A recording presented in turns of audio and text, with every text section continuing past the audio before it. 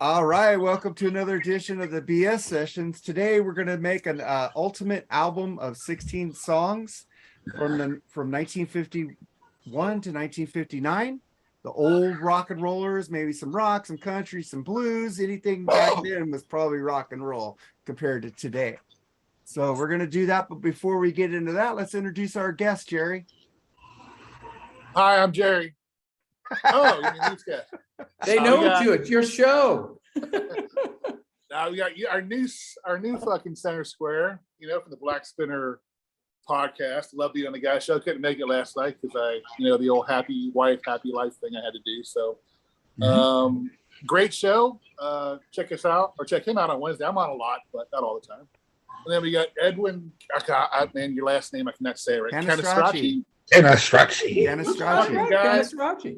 I'm thinking Johnny. I can say his name, but I can't say Lee's last name. That is so weird.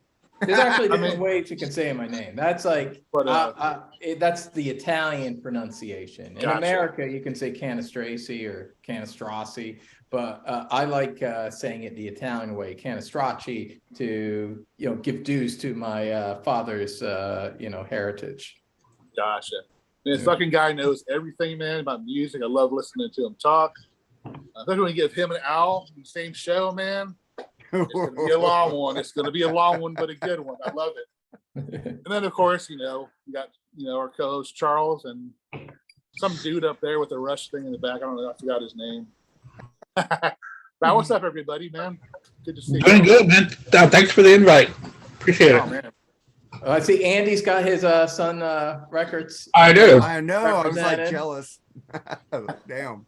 Very cool. Very cool. Yeah, he's very good at matching what the subject they're talking I try to, but I bought this actually at Sun Records. We took a tour of the studios. It was pretty cool because you were actually able to go inside that recording studio where everybody laid everything down. So that was really cool. Was that when you went did you see Graceland as well? Because they're adjacent, like nearby. Yeah, I went to Graceland when I was a kid, but I didn't go this last time around. I went here and I went to Stax. Cool. But I didn't make it to Graceland this time around. All right, very cool. But yeah, man. Okay, Mark, what's on the list, buddy?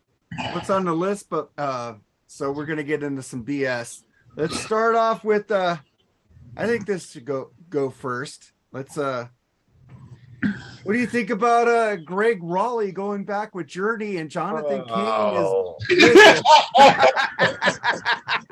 I'm going to start with you, Andy. It's great. It's going to be a nice one. I'll probably go see them in the summer if I can make it. What about you, Charles? Do they have to have a fucking story every week about these dudes, man? Jesus, this is worse than Van Hagar news.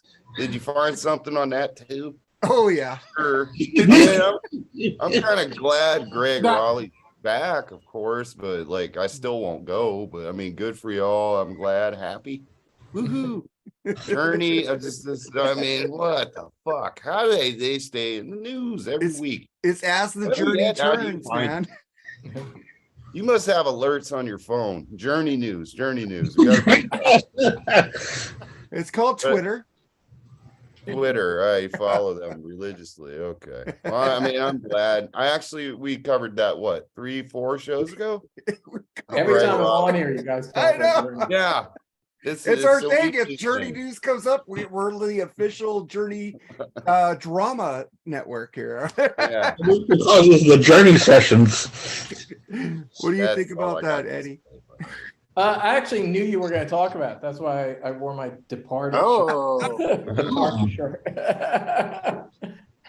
Which was the last album Greg Raleigh was on, and might be my favorite. And yeah, I mean, obviously it's cool that he's back, but I don't really, what I already think about the Journey, especially about Steve Perry. It's a little confusing though. It is kind of worth talking about just because it's interesting. Because isn't Jonathan Cain still in it? Yeah, well? Yeah. They're both going to be playing at the same time, I guess, is what they say. Well, this will be the only time. I know Greg was actually instrumental in helping pick Jonathan join the band actually, because it wasn't like an acrimonious thing. He just didn't feel like touring anymore, and he wanted to leave the band. So he helped him find a replacement. So I guess that helped. But still, I don't think the two of these cats ever played together at the same time. Right? So it's gonna be a lot of keyboards. Well, Jonathan could actually play acoustic guitar too. He gets he actually played a lot of rhythm. He plays a lot of rhythm. Yeah. Plays a lot of rhythm guitar. They'll like alternate and stuff like that. It'd be cool. I mean, if they I don't think they do this because it's not a hit, but if they could actually do one of my favorite Journey deep tracks, which Greg sings co-lead on, is Someday Soon. Oh, great song. Yeah, from Departure. Hey, he could sing, like that's the thing, and he would sometimes do co-vocals on some really cool songs. So maybe they'll throw in some Just the same way, man. That was a great one too. Great song too. Yeah. So maybe they'll at least. I would feel like it'd be kind of a waste to have them in the band and not do at least one of those songs. They will, dude. It's the 50th anniversary tour. Yes. Yeah. Oh, but there you go. Yeah. So but yeah. So I think it's cool. But I like unless they were like I don't know playing like some nearby state fair for free, like I'm not gonna see Journey. I saw them last time with Def Leppard. They were playing in the parking lot that I'm at. That's I told you I saw Doc in the parking lot of the Rainbow for free. It was the only time I went to a free concert where I wanted my money back. That sucks, man. Talking ruled back in the day, man. But Jerry, what do you think about this as the journey turns? I think it's pretty fucking sweet, dude. I mean, on the last tour, Jonathan Cain played a lot of rhythm because they had another keyboard player. Yeah. Maybe Neil Schoen wanted more of a fat guitar sound in the background. I don't know what's up with that, but I'm happy, man. I hope they do a lot of their old stuff. I doubt if they'll indulge, deep into the pre-Perry era, but that'd be cool if they did. But well, they're doing 50 years, so they might get into but that I heard, stuff. There was still some uncertainty about his role. Actually, he might just come out for a few songs. They're not sure of his role yet, so that'll be on a further episode. But they're still a really big name, man. They sell out everywhere they go. They do. So good for them. I'll go see them if their tickets are under $200, and they were expensive last time. So they're cheap. You always gotta have that. They do sell out because you always got to have that one group that I saw a rock show, and it's like, no, you saw Journey. Oh, it was God. Journey. It was Journey and Toto, so it was a pretty good show. So. I wish I would have saw that, man. They need Hootie and the Blowfish to come out and open up for them. Get it right. Here's a question: Do you think awesome.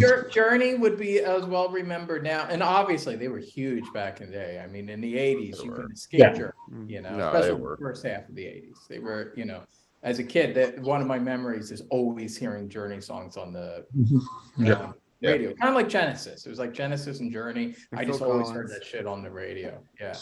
So, but I noticed in the 90s, like no one really cared about Journey anymore and stuff. It's really kind of because of the Sopranos, I think. That kind of brought, that one song back. Was the Sopranos? When did the Sopranos start? Well, it does start. It was the last episode. The last episode famously used, when did it start? 1999. To when? 2005, something like that. Okay, I saw them with REO Speedwagon in 2001. Yeah, and then at the Staples Center they were sold out. So that was Steve Algeri singing. So even that, so maybe I don't know. Maybe Journey always was a big thing. I was thinking always a big draw. They all in concert they're always a big. Doesn't matter who's singing. Jeff Scott Soto, Steve Algeri, the new guy. They're always. Well, they have all those hits. That's the thing. Yeah, that's what it is. It's the hits that, there were a lot of hits in the 80s, and those are the songs they play, and the fans know that that's what they're going to play. They might play a new song here or there, but everyone's all sitting down for that, and then everyone gets back up when they hear the beginning of a hit song. By the way, the new album, Freedom, fucking rocks. I agree. It's a good album, man. It's a good album. They could cut off about 5 songs. It's way too long, but the rockers are fucking great. They kind of let Arnell sound like Arnell too. Yeah, Arnell finally said he wants to be himself, doesn't want to be Steve Perry anymore. So, I want to check that album out. I still haven't. I played it on my show lots of times. A lot of songs off that album. The Rockers. Okay, we gotta move on because Charles is gonna fall asleep. I know. All right, man. Let's get to the Sammy Hagar fucking shit.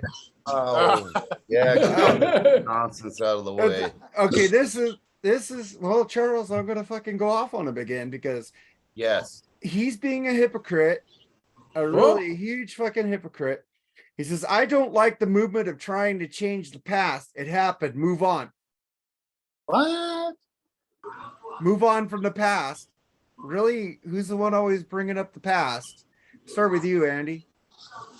Well, first of all, I don't understand that statement at all. Well, he says, I don't like the movement of trying to change the past. So he's saying to try to say something shouldn't have happened. It happened, move on. Like he's saying, basically what he's probably saying is that he took over for Roth. Shut the fuck up now. I don't know. Yeah. I really don't have anything to say about this because it just doesn't make sense. I read it during the BS session that you sent to us, and I still didn't understand what he was trying to say. Yeah. So you can skip me on that one. All right. What do you think about it, Charles? Can't wait for this. You might be able to talk about as a bowel movement. I was gonna say the same thing. Damn it. Why? Where do you find this fucking news about this guy, man? I don't see this news half the time anywhere. I gotta, dude. I subscribe to every fucking rock Facebook thing, so I can get this shit for the shows, man. You're welcome. I get it. You're welcome. Yeah, oh yeah, yeah. We look forward to it on this channel. Definitely. I need a drink. It's living in the past or whatever he's talking about. Yeah, I don't know. I don't even know what he means. I'm with Andy. Yeah, I didn't understand it. I just can't figure out how you just now know he's a hypocrite. Just now. I said it a couple recently. Like I said it a lot of times that he needs to shut the fuck up. I have said that. Man. Go back, roll the tape. But Edwin, what do you think about this? I question whether or not this is news. The journey thing, I'll give it. It's kind of news-ish. But this is not news. Just Sammy Hagar said some bullshit. So, it's not really news. If Sammy Hagar did something, or maybe, I don't know, made some bold statement about Van Halen or something, maybe that's be a little newsworthy. But that's just like almost like a fortune cookie. Like he just made a statement about the past. So I don't know if that's news, but yeah, I mean, he's a hypocrite. I mean, of course, but listen, the thing is, it's tough. It's gotta be tough to be, I'll be sympathetic here. I'm gonna give Sammy Hagar a little credit. Old rocker, people talk to you a lot because you were once for a few years there, the singer for a band that people really love with David Lee Roth. So people talk to you sometimes. And you're gonna say some bullshit, you're just at some bar drinking some tequila or whatever, and and then people run and they gotta have content for their website. So it's tough. I'm just saying it's tough for Sammy Hagar. Every time some fucking guy asks him a question, he's got it, and he's not like the smartest human being in the world. He's got to always come up with something to say, and I should sound like I'm not a total idiot, so he thinks up some bullshit. I mean, even like David Lee Roth, half the time it's just nonsense when people talk to him. So it's tough. Eddie Van Halen checked out. He's like, I can't deal with this stuff anymore. He just drank a bunch of box wine. He was fucking done. It's tough being an old aging rocker where people ask you a bunch of bullshit questions, and you're like, I just want to chill out and binge some shows and get drunk. I don't want to have to talk about the past all the time. So even though he might have stirred it up in the past, he's old now. He's wrapping it up. Sammy Hagar's wrapping it up. He's like, I'm getting ready to die. Fuck off. So that's my opinion. That's my sympathetic take on Sammy Hagar. What about you, Jerry? I don't have nothing to say to that. That guy's just fucking up and down, back and forth, fucking all the fucking time. Mark Daly sponsored this segment right here. Mark's probably like, they said my name. They love me. They really do love me. Okay, sorry. Where's that Hagar news? I mean, I like Sammy's solo stuff. I can give a shit about him and Van Halen, Chicken Feed, or whatever the fuck that is. Chicken Feed. It just, I don't know, man. He's never been. I just posted my Chicken Foot concert video I did love. Chicken Foot, yeah. Same thing, I guess. But Chicken foot. I just, Gary Sharon would have these problems too if people remembered he was in Van Halen. I like extreme, so I'm good. He's They're gone. the only ones that keep them alive. Yeah, All if right, it wasn't man. for you guys, no one would know about Gary. let's get into we lost a lot of freaking people this week. We lost Modest Mouse drummer co-founder Jeremiah Green, dead at 45. Barbara Walters, Baba Wawa, dies at 93. Earth, Wind, and Fire drummer Fred White died. He was 67. Sebastian Marino, former guitarist for Overkill and Anvil, dead at 57.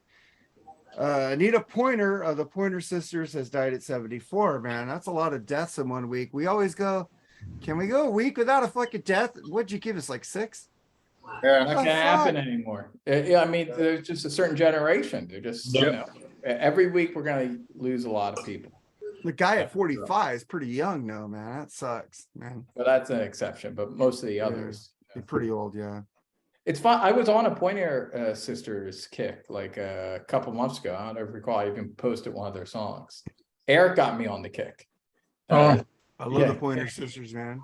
Yeah, it's some good shit. I was like diving into it. I think is it Charles? I think he posted something too. Yeah. Yeah. So I was like getting into the Pointer Sisters. Of course, I knew a couple of their, you know, big songs, big hits, but you know, in the mid 80s there, they had some a couple songs. Yeah. Good stuff. Yeah. So yeah. So Low all right. hand, man. Yeah, some good sexy shit. Sexy shit. Yeah. Yeah. Here's the Love that song, Automatic. Awesome song. Love that song. Yeah. A lot of good shit. The Neutron Dance. Yeah, from Beverly Hills Cop. Beverly Hills Cop. A fun fact: the Pointer Sisters have a brother who played for the Astros back in the 70s. I didn't know that. Yeah. So do you guys know that Sebastian Marino? Anybody? Yeah, I knew him from. You know him? Overkill and Anvil. I never liked Anvil. I like Overkill though, but I just basically got into them 5 years ago, so I don't know who the members are basically. So. But, Yeah, you know, they had a revolving door there for a while, and you know, with the exception of Dee Dee, Bernie, and Bobby, they've had a lot of members. I know because you know I did a 3-part Overkill video, Yeah. and I had to create a cheat sheet because I can't remember every member of Overkill. Hmm. You know, especially their drummers and guitars. They've been through a lot of drummers and guitars, especially guitars. They've been through a lot of fucking guitars. But you know, he was part of it, and you know they have an awesome legacy, and more people should listen to Overkill. So any chance to plug Overkill is good. Yeah. Any thoughts on this? On all the deaths, Charles? Oh man, it's sad. And Barbara Walters, man. I remember my mom's was a big, I gotta watch Barbara Walters interview. Barbara Walters special. 2020. That's how I found out about. I think everyone's mom contacted them Yeah. to say Barbara Waters died. Yeah, I found that out because of my mom. She called me up, like Barbara Waters. Yeah, died. it's But yeah, she lived a cool life. I mean, she lived for a long time. She had sex Yeah, with man. Fidel Castro. She had to start The View, though. Come on. That's the only Yeah, bad I thing think- she's ever done. I'll just say this: The View was a little different when she was on. When she was on there. Yeah, It really got out of hand without her. It was a lot When she fairer. left, it kind of ruined the show when she left. But the Barbara Walters specials, when she would interview, you know, the who's who and Hollywood, or man, she really did a good job of it. You know, she was a top ace reporter, and she was always a part of our lives when she was in the news. You know. Like Mark, I kind of always thought of Gilda Radner. Barbara Wawa. Yeah, I always thought of Gilda Radner as Barbara Waters. That's like the first thing when my mom told me. The first thing I went to was Gilda Radner, not actually Barbara Waters. yeah, but that's- every time I hear the name Barbara Waters, that's what I think of, man. yeah. Barbara Barbara Wawa. Wawa. But yeah, she was iconic. She did her Yeah. thing at a time when a lot of women weren't. You know, she was like really. Exactly. Yeah. So, you know, respect. A drink to her too. Yep, and she did it her way, pretty much. You know, Yeah. big time. And then let's anything we'll go real quick about Earth, Wind, and Fire drummer. Anything? No, I haven't really died. I have like their greatest hits. And I have the one guy who's did the song Phil Collins. Philip Bailey. Tony Bailey. Philip Yeah, Bailey. it's a good album. I like because I love that. Yeah, I love that song. I love it too, man. Great Yeah, I'm a fucking big- song. Yeah, we're Phil both Collins produced that album, China. China he something. got fucking Phil Collins in the '80s. That should be. Like I always say, every year he was like Michael- recording an album or producing someone's album. He was touring. He's like Michael Jackson and Madonna don't have nothing on fucking Phil Collins. No, in the 80s. in the '80s, Phil Collins. I don't know how. I mean, I could see why he couldn't keep a woman because he's constantly giving himself to music. He went to Live Aid. In the 80s, I read this shit and I go, how did you do all this? How are you doing all these hit songs in your solo career, hit songs in Genesis, hit songs for other artists, and Eric Clapton. then you go and do tours with like Eric Clapton and Robert Plant, and it's just like as just a drummer. It's like, yeah, I want to be the drummer too. And it's like, God damn. Yeah, he did the first two Robert Plant solo albums, didn't he? Yeah. He played drums. Yeah. And he actually toured like with him as a drummer in between shit, like in between recording stuff and doing his own solo gigs and Genesis gigs. If he had like a month free and someone needed a drummer, he'd go and do it. Well, he was busy at that time. He really was, and to throw that in there. Wow. Yeah. Phil Collins was the man. Yeah, in the '80s. This is fucking. I don't. Yeah. So I don't want to get us off on a whole Phil Collins thing, but yeah. So that's really kind of what I know about Earth, Wind, and Fire, and I do have their greatest hits, and I always September is a great song, and After a great the song. fire is gone. Yeah, I but I'm not I'm not an expert with them. I don't know too much about them, so I can't say too. If you like Kool and the Gang, you should like fucking Earth, Wind, and Fire. Old Kool and the Gang, 70s Kool and the Gang. Yeah, I have their greatest hits too. There's a few bands like I haven't like gotten to the point where I did the deep dive. Right. I just had the greatest hits, and both Kool and the Gang and Earth, Wind, and Fire are both groups like that. Like I like the greatest hits, but I haven't really dived into their shit like I have with other funk and R&B artists from the 70s. Now, I did see Earth, Wind, and Fire once when they opened up for Chicago because they toured quite a bit. Sometimes Chicago. They're still and touring. Earth, Wind, and Fire. And that makes sense. They're kind of like the Black Chicago, so that kind of makes And they're sense. like white Earth, Wind, and Fire. or Chicago's like the White Earth, Wind, and Fire. Yeah. Well, Bill Champlin wrote that after the fire is gone. Yeah. So, Oh, did he? yeah. He was in Chicago later, and he was Sons of Chaplin, which Lee and I did a review of on Freeform Rock Podcast. It's a really good album. So Wow, it's cool. The Sons of things you Chaplin. guys know, it impresses me. Yeah, because the last time I saw Chaplin, he was with the Beach Boys. Don't Yeah. tell anybody I'm a Chicago nerd. me too. Oh, dude, I need to do. Someone was just telling me I should listen to old Chicago. Just, It rules, man. Fucking Cherry like Cat. Chicago to Oh, me God. back. I love it. I haven't done it. I haven't done the Chicago dive yet, but I Just probably check out CTA's the debut first. I'm telling you, you'll like it. It Again. sucks Yeah, because the original guitarist of Chicago shot himself on accident. On accident. But if Terry Kath would have been alive, he wouldn't have stayed in Chicago though. No, because of the direction that they were going. It was a whole different scene. Was he kind of like the Chicago's Peter Green? Yeah. Oh, Yeah. this Terry Kath is easily one of the most He underrated. was Jimi guitar Hendrix's players ever. favorite guitar player. Oh, cool. Easily. Jimi I mean, Hendrix he's said awesome. Terry Kath's his favorite. Yeah. Before Billy Gibbons. Yep. Yeah. All right.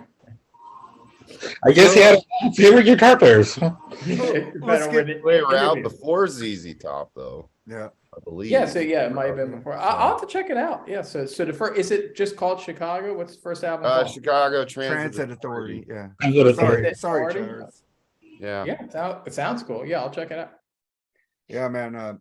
Peter Cetera, underrated bass player, also. Totally. totally. And if you love the ladies, you love Cetera. Oh God, yeah. I was. Yeah, I don't mind. I mean, I love that Karate Kid song. So I mean, I'm not like a hater for even the Hard to say. I'm sorry. I Yeah. think it's my favorite. That Yeah, album cover. got it up here. Or 24. What is it? 25-6-4. 25. The Yeah. original 25-6-4. The original version. Yeah, rules. Oh God, original. I like the newer version also, but not as good as the I do original. not, but the original rules. The original. Sure. rules. yeah, big time. I've always heard that song was about an acid trip. Yeah, like it, dude. Old Chicago had metal and hard rock elements into them. They're I'm really playing jazz. and jazz. All right, Yeah. man. Yeah, well, It's- I like all that shit. I'm sure I'll like them. So it's Yeah. just like, Yeah. like this, there's only so much you can get into at once, Yeah. but eventually I will get into that too. And I'll listen to some of their shit this week. Okay. Anybody else Definitely got listen to the debut. anybody else got to say anything about the people who died this week? Nope. Nope. Rest in peace. Rest in peace, Rest in man. peace. Condolences to the And family. thank you for all the wonderful music they put upon us and everything we've heard from them. And Miles Goodwin, the leader and only remaining founding member of April Wine, is retiring from touring in March. You guys know anything about April Wine? No, but I know you do. That you're a fan of them, right? Oh, I love April Wine, dude. You should listen. I don't to know April. much about them actually. You should check out April Wine. Great You're a Canadian. Canadian band, right? Yeah, another Canadian. I've seen them once, but they weren't the band I went to go see, but they were there.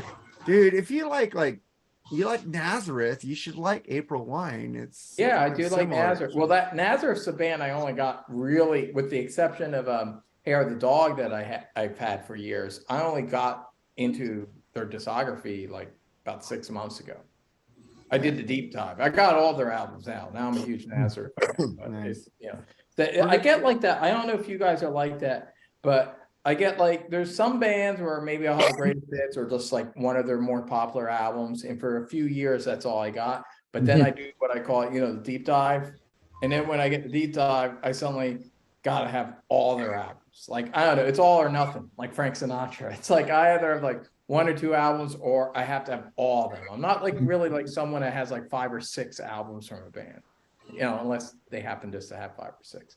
But it's just like once I get into it, like I get really into it. So because of that, I kind of hold back a little bit because it's like, oh, I don't know if I want to be lost in this band for a couple of weeks. Like there's a commitment. I know there's going to be a commitment once I get really into a band. I've been doing that with Blue Oyster Cult lately. I've been listening to their albums.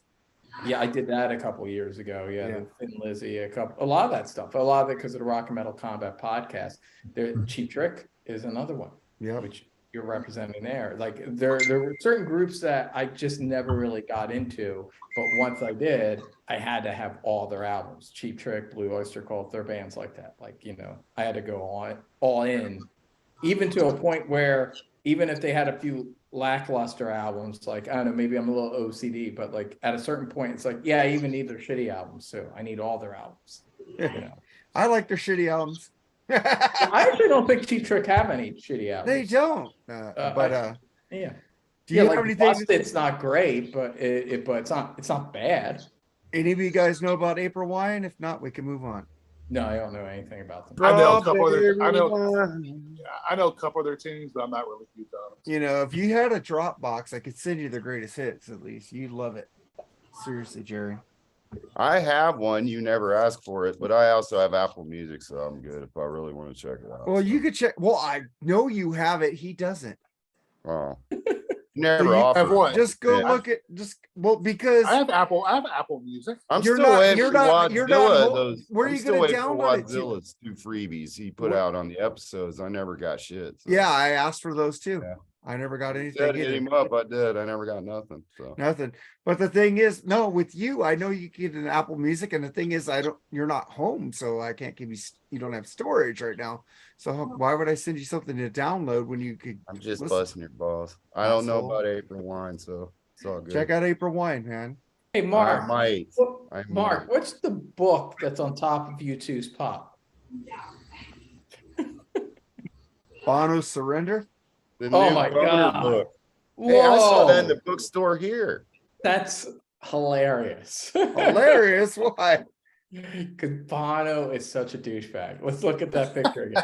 Show it to me. Come on, go. Oh yeah, that guy's not a douchebag. Look at that guy. Really? You guys like Oasis? Look at Liam, Gal, and Noel. Come on. Oasis is like the opposite. those guys are big opposite of friends. U2. You two and Liam is fucking not his those friend. Yeah, brothers no, party Noel became together. friends with him. That's why Liam calls him a potato cunt. Yeah. Liam's the cool guy. Let's leave Noel's Bono so out of happy. this, man. Somebody watching this is gonna get really mad and text me a lot. I Oh, don't want to hear that.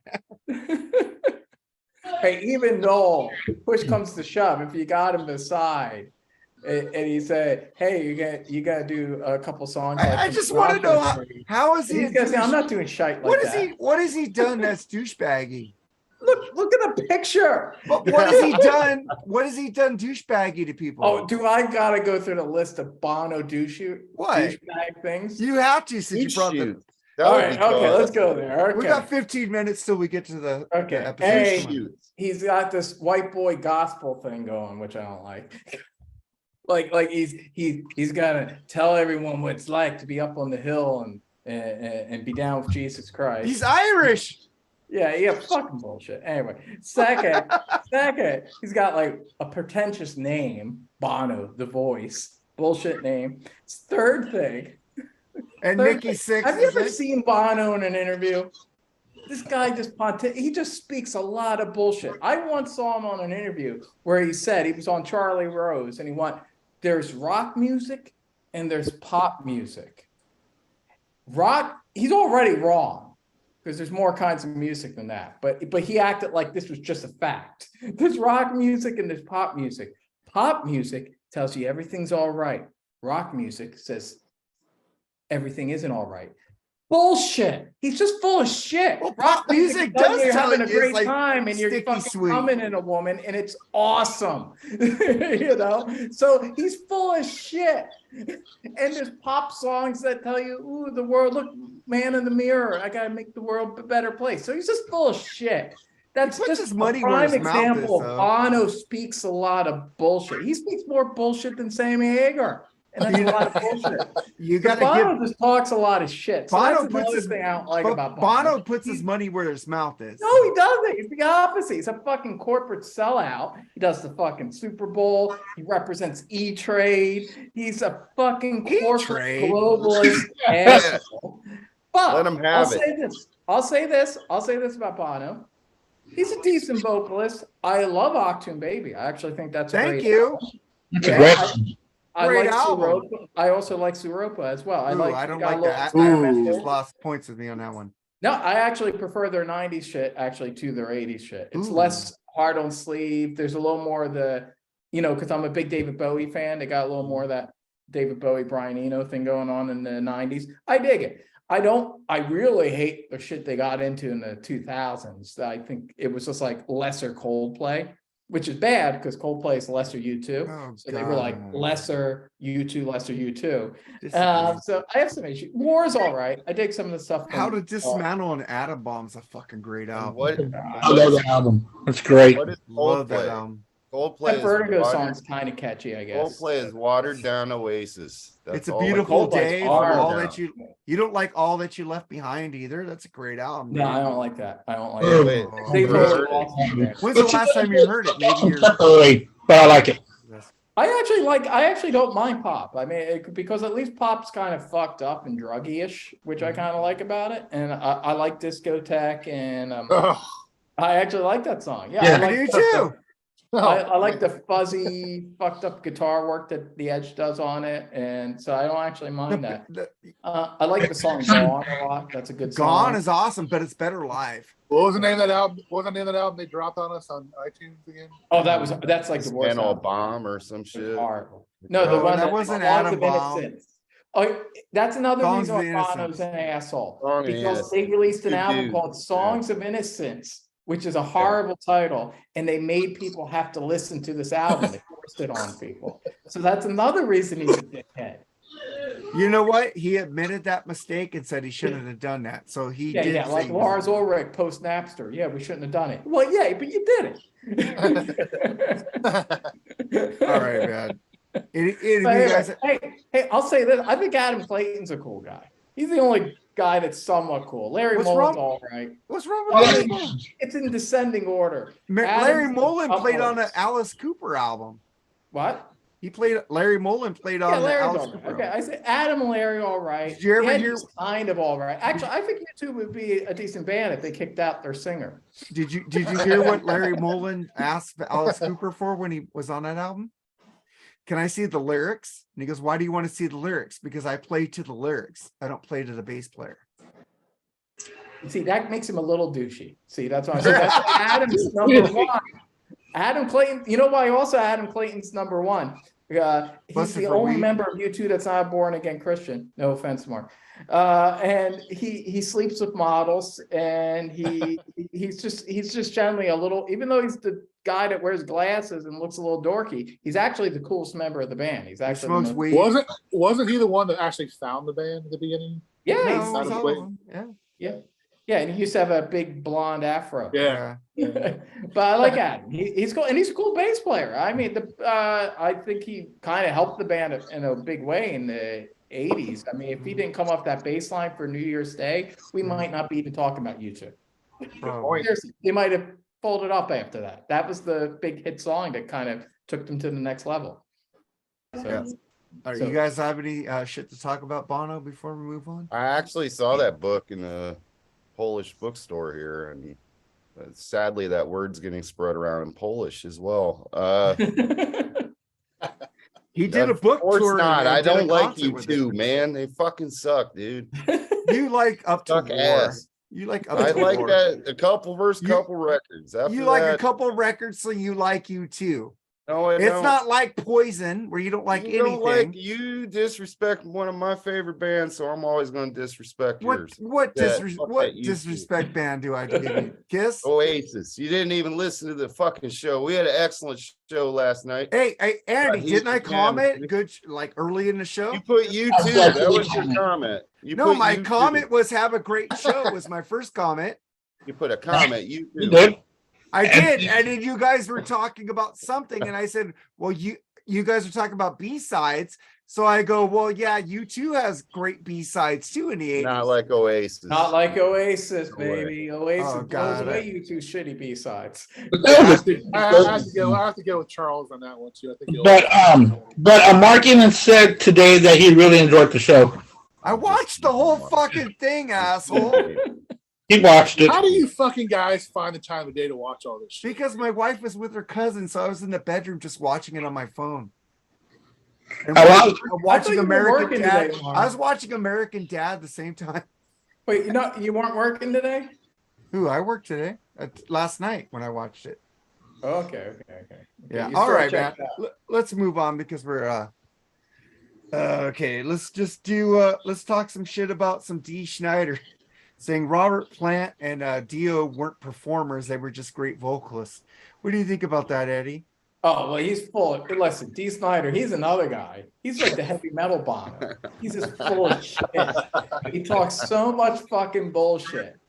How fucking, okay, well, listen, so Dio's not a fucking performer. The fucking, He talked have you ever watched clips? What do you mean? Dio's a fucking great performer. He's not just a singer. In fact, he's a better performer than fucking D. Snyder. He's overrated. All that fucking clown makeup and running around. Fuck D. Snyder. One of the most overrated fucking hacks in music. Fucking Dio on his worst day was twice the performer, in my opinion. And I'm not talking the singer. Yeah, obviously Dio's a better singer than D. Snyder. Yeah. But he was also a better performer. Little fucking crazy Italian guy running around, putting the voodoo on people. He's fucking amazing. Great performer. Who was the other guy? Robert Plant. Yeah, no, he's Robert Plant's fucking. Oh my, he's better too. What do you mean? Robert Plant owned that stage with Jimmy. Did he ever watch clips? Did he ever watch Zeppelin in the 70s? Fucking Plant with his fucking armadillo in his jeans and fucking grabbing his fist and do you believe in laughter and the fucking fairy goddess fucking bullshit? Of He owned that stage. He owned it. Yeah, throwing his hair around, and listen, Dio and Robert Plant didn't need fucking clown makeup, Yeah. They just fucking did it naturally, so he could fuck off. Your podcast partner from the Rock All Over You podcast, Eric Carnes V. Jordan, might think he's right about Robert Plant. Yeah, I'm working on Eric on that. We got a Led Zeppelin episode that's been in the bag for a while, which I don't want to reveal anything, but it's just, I'm working on the guy. Let's just say that. So what do you think about that, Charles? About fucking what D. Schneider Well, I said? mean, I'm not as probably angered by it as Eddie, but and he might mean it like in that vein of Kiss or something like that, because the way he is. I he did say Paul Stanley was better performer. in that I'm article. sure that's what he's talking about, like, you know, the makeup and the fucking antics and all that. And but The music those two another bands dude that's did, got But it. man. makeup performance is not just fucking makeup and fucking dumb speeches. Oh, I All right? agree. Someone needs to tell that to Paul Stanley and Dee Snider. It's not just clown makeup and fucking obnoxious speeches. There's other things involved in performance. I agree. I it's probably just he's jealous that those two dudes could both out sing him in his sleep. You know, that would probably be it. And then that's another dude's got to keep his name relevant. Yeah. Mhm. The Dio hologram fucking owns Dee Snider. And it's a fucking hologram. Liam Gallagher just standing there owns Dee Snider. Yeah, I agree. Just Oh, stay. Hey, I saw Standing there. Liam open for the Who. He was really good live. So I give Well, him it's I was reading I'm reading that Tarantino book, Cinema Speculation. Very good book, recommend it. But in it, they talk about there's this scene, there's this section in the book where Tarantino's talking about Steve McQueen. And Steve McQueen notoriously didn't like saying a lot of dialogue. And like they would give him lines. It's kind of the opposite of most actors. Most actors, this is going to lead back to this, by the way. Most actors are like, give me more lines, more lines. Steve McQueen's like, nah. Like he would give them to his, like the people he was in scenes with. He's like, he can have that line. My partner, my cop partner and bullet can have the lines. I don't want to say a line. I'll just be in the corner here peeling an apple or something. Like, you know, it doesn't matter because everyone's going to be looking at me anyway. So he knew everyone's going to be looking at Steve McQueen because he's the cool guy. So why's he got to bother learning all these lines? You know, it doesn't matter. Let this asshole next to me say all the lines. Everyone's going to be looking at me and thinking I'm the cool motherfucker because he had that natural charisma. Liam Gallagher is like that as a rock star. That's why he's like the Steve McQueen of rock and roll. Just standing there. And that's what I say. I don't care. Dee Snider could put on all the fucking hairspray and makeup he wants and prance around and make some obnoxious New York speech. Liam Gallagher just stands there, arms behind his back, leans in a little bit. You know and who he's got 100% more charisma because that's who else did that in concerts? Tom Petty. Tom Yeah, Petty some wouldn't people jump like that. around the stage. He would sit there and just put his ear up, go like this. He would do subtle movements and the audience would go wild. He didn't have to fucking prance around. He just went, can't hear you. And then He was stoned all the time, man. But the dude, he was like slow, methodical, but the audience was like, yeah. You know, it's like, you don't need to jump. You don't need to be, what's that guy from Iron Maiden? Janet Gears. Janet Gears needs to fucking quit the band. But even like You when didn't watch, play. like, I old saw Kiss- you live. You weren't playing. when you watch Kiss in the 70s, like I don't know about you, but when I'm watching, my eyes always goes to Ace. Oh, I love Yeah. Ace. Ace is not doing, you know, I'm seeing even him in and- February. yeah, you know, Ace just there, even not talking about his rocket launching and smoking guitar. Mhm. When he's just playing, there's something about Ace that you're just kind of drawn to, despite Paul trying so hard. He's so fucking try hard. And you just kind of go a little more towards Ace because he just seems like a cool motherfucker. Right. That's Yeah. the thing, you know. Some people And just then naturally Gene. have it. You know? And then Gene, actually, I think. Gene that's Morrison, more. yeah, Gene's last. Gene does do theatrics, but the thing about Gene is he doesn't need the theatrics. He is just a cool guy, and he has more of a presence than Paul. Paul, of all the original four, Paul was the one that needed the antics most. Yeah. In my opinion. Paul Yeah, needed, he's always trying to dance in front of the other guys too. he always needed Never to noticed show it. off because he's Yeah. just not naturally as cool as the other three dudes were, you know. So he always had to try. And I don't know, Dee Snider always strikes me that way. I know a lot of people like him. A lot of people in the RMCP Army like him. And, you know, I like early Twisted Sister. I like the first three albums, but he always striked me as a fucking obnoxious asshole that didn't have half as much talent as he thought he did. But that's just my opinion. So, Charles, do you have any more to say on that? Because you were in the middle of yours. No, a little interesting Steve McQueen note. I've just found out that the backup bad guy in Karate Kid was his son. Dutch. I didn't know that. Wow, I didn't know that. Yeah, I learned that on the internet the other day. The one in the body bag? Yeah, no. The one that was a real he was a fucking curly. He was like curly a short really blonde hair. obnoxious blonde kid. Yeah. He looks like Ah. Steve McQueen. Especially now, if you look at him now, he looks just like his dad. Yeah, I never thought of it, but now that he's like a race car driver or something now, or something like but that. that makes sense because Steve McQueen was into the race cars. Yeah, I'll have to check that out. That's pretty cool. So Andy, anything to say on this? D. Schneider? Well, I do like Twisted Sister. I think they're very entertaining, but to say something as ridiculous as that about Dio and Robert Plant is just ridiculous. Once again, I think he was talking more about him being an actor on stage instead of being pure singers like the other two that he spoke about. But the other two didn't have to do all the theatrics. It was their talent that got people to be memorized by them. So that's it on my part. Jerry, you?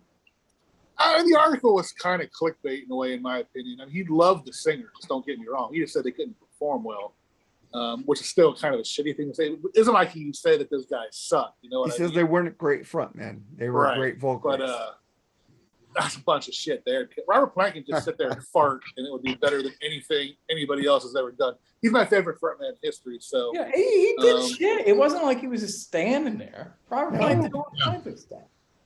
I mean, him and fucking the audience. I mean, yeah, and Dio. I mean, come on, better Dio, not a good performer. Seriously, no, not even.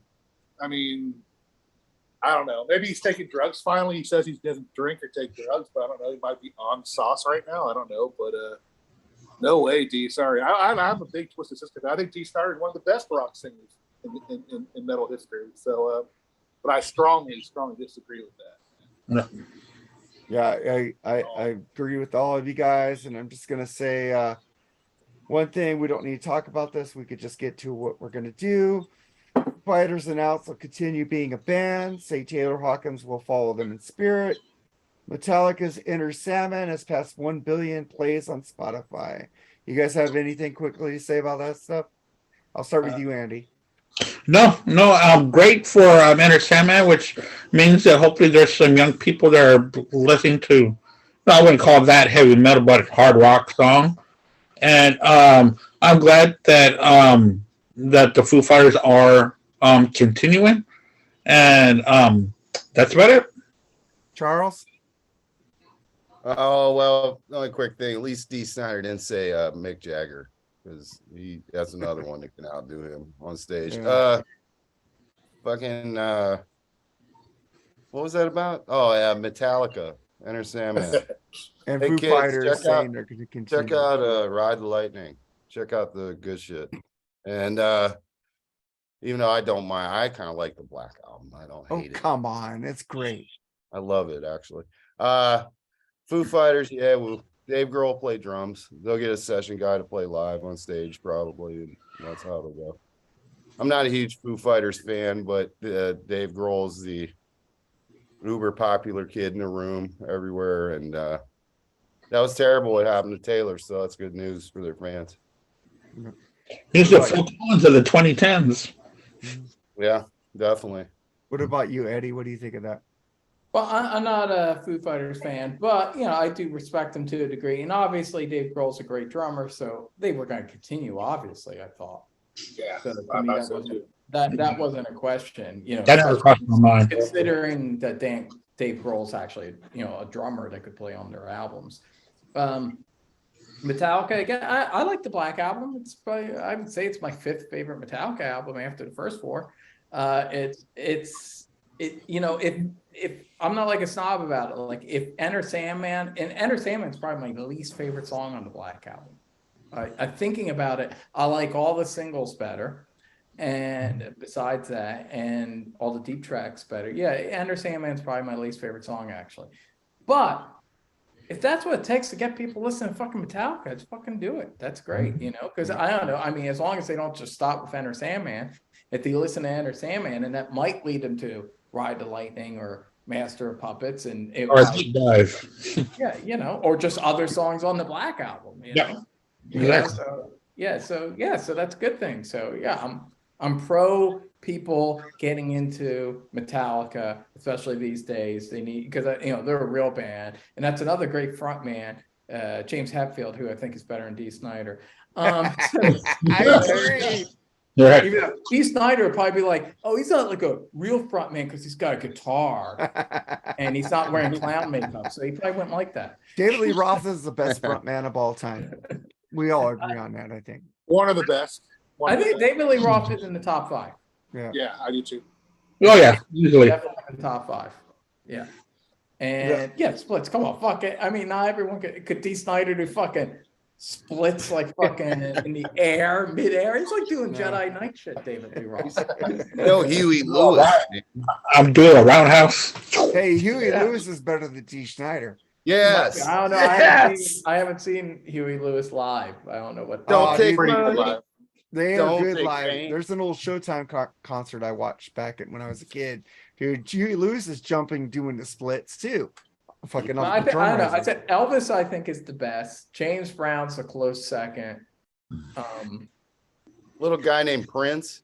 Oh, Prince, Prince. yeah. Prince would probably be in the top 5. David Lee Roth, and I don't know the 5th. Maybe Jimi Hendrix. I don't know. You know. So Jerry, what do you think of this? I mean, what Eddie said, man, if it brings people into Metallica, good, man. I mean, that's an album. If I never heard again, I'd be all right. You know, what I mean, I've heard it so many fucking times, but if it brings people into Metallica, fucking A, dude. As far as the Foo Fighters, I knew they were going to continue, man. I mean, Taylor was a really liked person. I mean, he played with everybody. Every time you see him play with somebody, the same with Dave Grohl too, I guess. They always play with like millions of people, you know. So he's obviously really liked in the music business. So yeah, maybe Dave will, you know, play the drums and they'll do a session drummer on Right. Or you never know. They might hire. They might hire a new drummer. Who knows? You hard shoes to follow. I'm waiting to see who the drummer that everybody knows from Mr. Big is going to be in Mr. Big. I think it's Mike Portnoy. I agree with Chris. Why would he go there for? Because him and Billy Sheehan, Sheehan are tight. Yeah, you're right. Yeah. And Mark Portnoy could sing the high vocals too. He's got good background vocals. But I agree with all you guys, man. I like Dee Snider. I like Twisted Sister a lot. The album come out and play. Sorry, Bushy. That album sucked. Up to that, it was for the record, I do think Dee Snider's a good front man. I know a lot of people think he's great. I think he's good. And I do like their first 3 albums. Actually, I love the second album, You Can't Kill Rock and Roll. oh, it's great. Yeah, great album. It's a great album. So I don't want to be like I'm totally bashing, but just in recent years and just in terms of things he says, man fucking speaks a lot of bullshit. He speaks a lot of bullshit for a guy that only had 3 good albums. That's all I gotta say. But that was just a bad statement to say. Yeah, just in general. It really was. Anyone could have made that statement. That would have been a bad statement. But especially a fucking guy that's only had good 3 albums, in my opinion. Yeah, so. And I do like the Black Album more as I got older.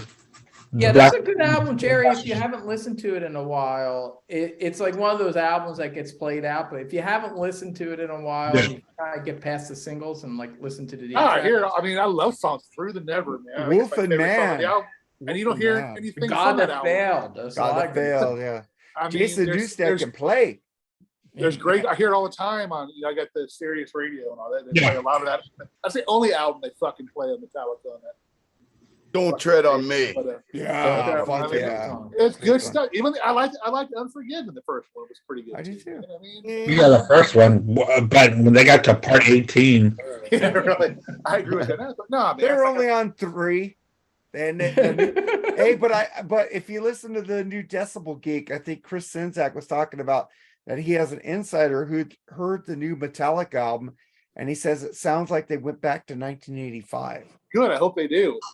ooh, I said it about a year ago. They've got one more fucking great album coming out. I hope this is it. So, Dude, they can't go out Robert Trujillo got that band back I on thought track. Hardwired was pretty good. Oh no, Hardwired Hardwired was Yeah. Robert Trujillo got that band back on fucking track. I agree Except with for that. Lulu. I do like a lot of songs off Lulu. How's that dude not have That's a that? side thing. That doesn't. yeah, count. that's not awkward Metallica release. Yeah, but I That was couldn't more just them helping out Lou Reed. Like I they- couldn't Yeah. believe that the Decibel Geek guys considered that a Metallica album. That was a Lou Reed album. Yeah, I don't get. That's Yeah, a Lou I don't Reed get that album. either. They were just Sorry, Chris and Aaron, you guys are wrong. putting that album in there. Yeah, they were just being the backup band for what we were used to. But that was our bullshit. Now we get to what we're The gonna main do. event. We're the main event. We're making our ultimate 1951 to 1959 old rock, country, whatever album. Everything was rock back then. But before we get into that, we have some fan picks from the page. Todd Ferguson says Great Balls of Fire, Jerry Lee Lewis. Jeff Goss says Stagger Lee by Lloyd Price. Keith Ashcraft says Summertime Blues by Eddie Cochran. Tim Wisnack says Johnny Be Good, Chuck Berry. Rod Duper says Let It Rock, Chuck Berry. Zach Bueller says Ricky Nelson's Poor Little Fool. It was the first #1 song in 1958. All right, so let's start with our number. Well, what was the kicker? What was the kicker? I don't have any of those songs on my list. Yeah, well, the kicker of this episode too was the challenge was no Elvis, because I love Elvis. I'm like Eddie and the boys with Elvis. I love him. Made a pilgrimage to Graceland. Went on the plains, the whole 9 yards. Love him. I've been to Graceland. But people only think of Elvis typically a lot. So there was a lot of great, Did Mark tell you what happened between me and him? No. Our text exchange? I said it was going to be a surprise. Okay, here's the surprise. Okay, Charles, I struck a compromise. I felt it was disrespectful to make a definitive 50s rock and roll album without one Elvis track. So I do have one Elvis track. Out of respect for the king, because it would not be a definitive 50s list. But I did a thing and I asked Mark, I said, is this what we think is the best? Is this like a top 16 or is this an album?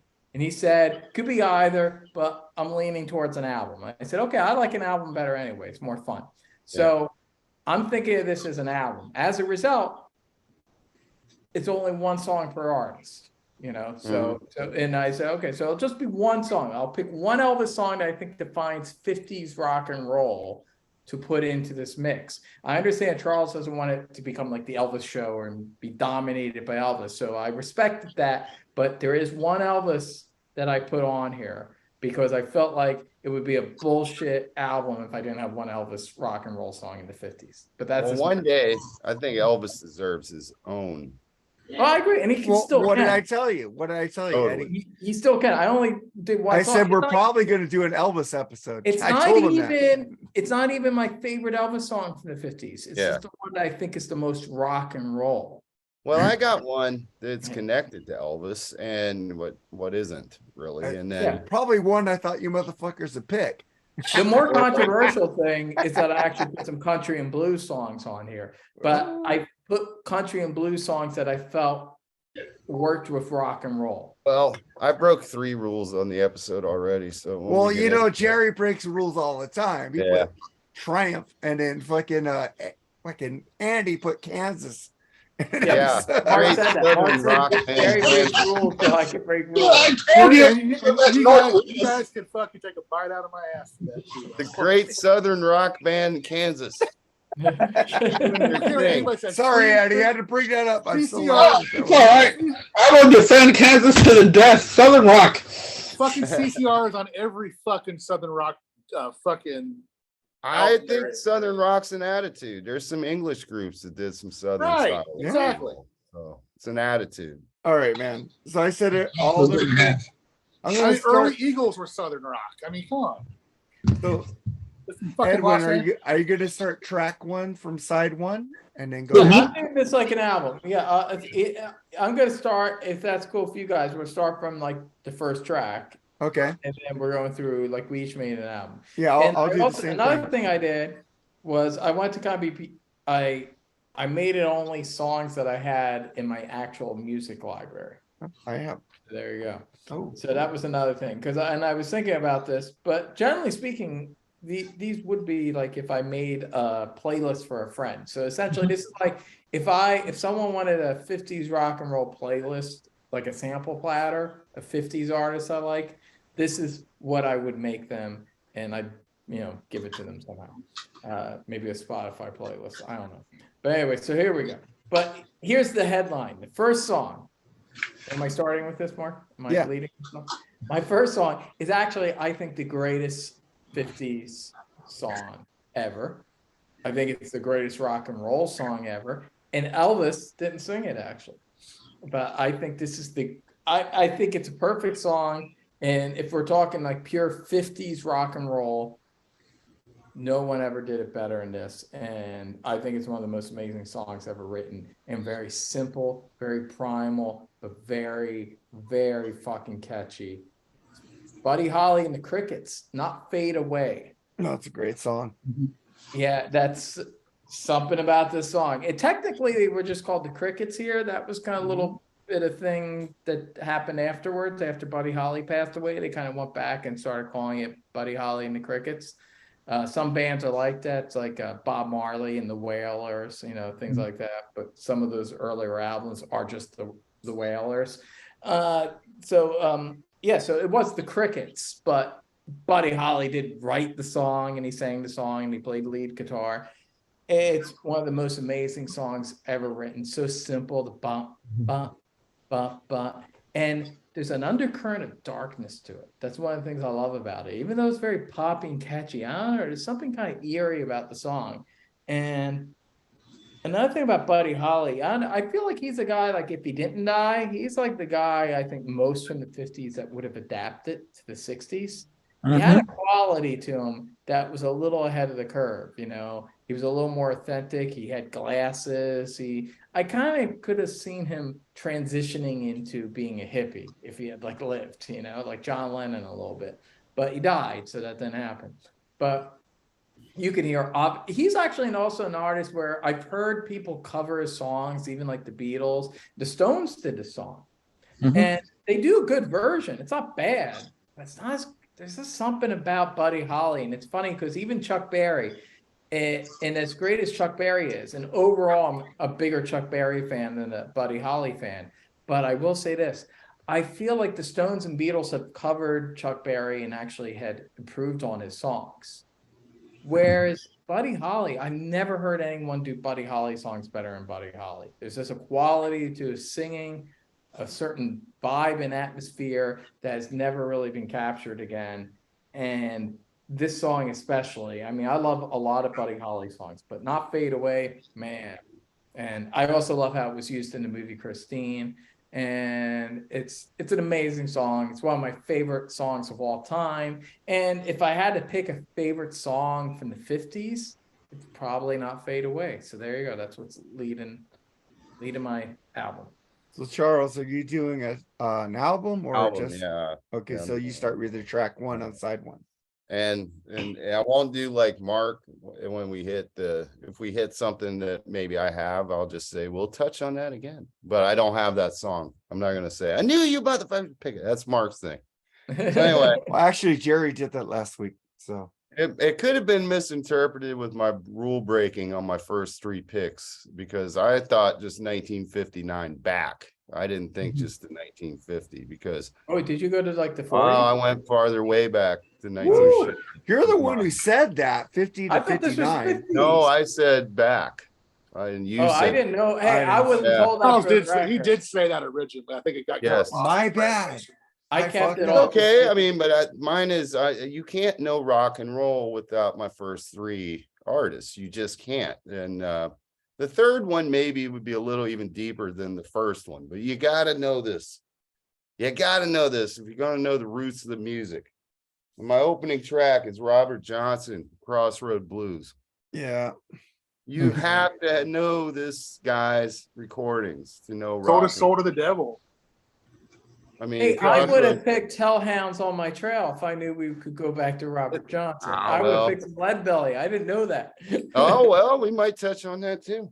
But yeah, But now, just- hey, I thought it was going to be controversial. I picked some 50s no blues no. artists. There's still time to Elvis change. song You is gotta a big vote. deal, Change. but yeah, I'll take an Elvis songs. I broke all kinds of rules. One was Robert Johnson, 30s, Asshole. I didn't pick an Elvis. 'cause of that. The recordings of 40s, but 40s, but he he'd was been making around. music in the Yeah. 30s. That's when he I mean, made the deal with the devil. You have to know rock and roll to know, if you're going to know rock and roll music, you got to know. Elvis nailed it in the 68 comeback special when Yep. he just said what rock and roll was. Yep. Rhythm and blues, blues and gospel, just kind of gumbled together, and also a little country. Yep, that's But, the thing. It's yeah. country, gospel, and blues mixed together. Yes, and so Robert Johnson, just get that early record. I think it's called the early recordings or something like that. Yeah, I have that. Check out whatever on it. You're good, but Crossroad Blues is probably the famous one. So I got that CD. I should spin it tonight. Is it so people don't, isn't that the what Crossroads Cream is based on? yeah, that's they covered that. So a lot of these they changed the lyrics slightly, but yeah, it's just Robert Johnson, and he's probably the actual father of rock, at least blues rock guitar playing. For sure. Yes, it's very important. I think they call him like the first rock star, basically. I think he was, man. He sold his soul to the devil. It's exactly. Like, That's more fucking rock and roll. Yeah. There you go. That's my opener. Are you doing an album, or are you going by rankings, I got Andy? I am album. Okay, so track 1, side 1. Track 1, side 1. I'm going to go with Edwin Cannistraci on this one, but it's a different song by Buddy Holly. He's going to start off a little bit quieter with Everyday. I love that song. I love that beat. And one thing that I read about Buddy Holly was that he was the one that also introduced the double track. And also, he's the one that put a mic in front of the drum kits. He was already working on so much production work. Who knows what he would have done? I mean, the man was only 23 when he died. And he lived for this kind of stuff. So who knows what he would have done with either inventing or pushing the production farther than what happened between 1663 before the Beatles, and right when Buddy Holly died and the Beatles, there was a really disconnect of just Teen Idols that was just trash. Yeah. So, if he would have lived, he would have just gone so much farther. Who knows where music would have been? But like Edwin said, he died. And I'm going to start off with Everyday. I just like that slow build up, and he keeps it kind of low, and I like that. So, yeah, and I don't have everything on here, but more than 70% I do own on either CD or album. Like what I'm going to talk about. Nice. Beautiful song. Yeah. Jerry, so what are you doing, an album, or are you going ranking? I'm doing an album, and I'm going to go with 1, Eddie side and 1. Andy with Buddy Holly. We got 3 Buddy Hollies number 1. The songs I'm going to do tonight, they're my dad's favorite. I have to admit, I'm not a huge fan. I know some of the songs in the 50s, but I don't know. I can't tell you what album what came on or whatever. But I just remember these songs chilling out with my dad drinking a beer, the back porch. But this one was always on, and it's probably his biggest hit. I think probably That'll Be the Day. Buddy Holly and the Crickets, catchy tune. Like I said, I didn't know he was 23 when he died. Wow, that is fucking young. And I was thinking about that, the day that plane crash happened. Who was the guy that was supposed to have the seat in the plane? Waylon Jennings. Waylon Jennings, who I'm a huge fan of. But yeah, Waylon Jennings was actually the basis for the Crickets at that point. Damn. Oh, okay. And he lost a coin toss. Yeah. How one fucking thing can make a difference between life and death, man. I'm telling you. Unreal. But I loved sitting and drinking some beer with my dad and fucking listening to these old tunes, man. I miss my dad. He was a great guy. And, yeah, that's a great song. That's my second favorite Buddy Holly song. I love that song. I thought of it. I won't not fade away because I thought I had a great song. That's my lead off. It's cool because I think we all have different. Well, I'm not going to spoil it, but it's your turn now, though, Mark. I'm going to switch my number 1 and number 2 because I think this will start the album off better. I'm going to start track 1. I'm going to take Yakety Yak by the Coasters. Nice. I didn't even think about the Coasters, but that's we might touch on them again. Yeah, the Coasters have a lot of great songs. They do. Oh yeah, they got one. I bet you it's the one Charles picked. There's one I'm immediately. I like Yakety Yak. Don't talk back. Yakety Yak, Yakety Yak. It's a good song. Fun. Fucking love that fucking song, man. I grew up with my mom. My mom used to listen to the oldie station here all the time. So I've heard all these songs. I watch fucking TV, Happy Days, and all this shit that got me into this shit. He fucking Richie Cunningham singing Fats Domino all the time. So you grew up with your mom, Mark. You didn't grow up in a cardboard box in an alley somewhere. No, I didn't. I grew up with my mom, my grandpa. Yakety Yak would be my track one. I actually had something different to track one, but I think this would make an album better to start with a faster song. So then we're going to start with you, Eddie. What's your track two?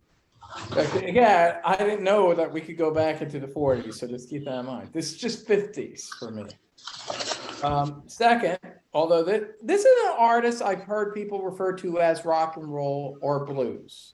And he's literally straight down the line. Like, he is the bridge between Muddy Waters and Chuck Berry, is this artist, Bo Diddley. Straight down the line. If you want the bridge between Muddy Waters and Chuck Berry, who both are on this album, it's Bo Diddley. He's the thing that brings them together. And I am talking about this amazing song that to me is revolutionary, which, you know, inspired a lot more rock artists in the 60s, 70s, and 80s than Rock Around the Clock. And I'm talking about fucking Bo Diddley's Who Do You Love? Great fucking song. That's going to show up later too on my list. And Yeah, we might touch that ground. I mean, Bo Diddley has a lot of great songs, and of course, the song Bo Diddley's amazing. I love that song. But this song, especially, what gave it an edge is the lyrics. These fucking buddy, yeah, you guys know what I'm talking about. But I'm gonna say George Thorogood did the best cover of it. Yeah, it's a good cover. I like the original better. I'm agreeing with you, but I'm saying George Thorogood did the best cover. Yeah. Oh, yeah. He did the best cover. Yeah. Yeah. But yeah, this original. Just that. I love how the '50s recordings have all that reverb. I just love the sound of the recordings. They sound awesome. The guitar work. Bo Diddley's amazing guitars. But listen to these fucking lyrics that Bo Diddley wrote. I got a brand new. I got a brand new house on the roadside made from rattlesnake hide. I got a brand new chimney made on top, made out of human skull. Yeah. This is the fucking 50s. Teen boppers listen to this shit. You know, tombstone hand in a graveyard mine, just 22, and I don't mind dying.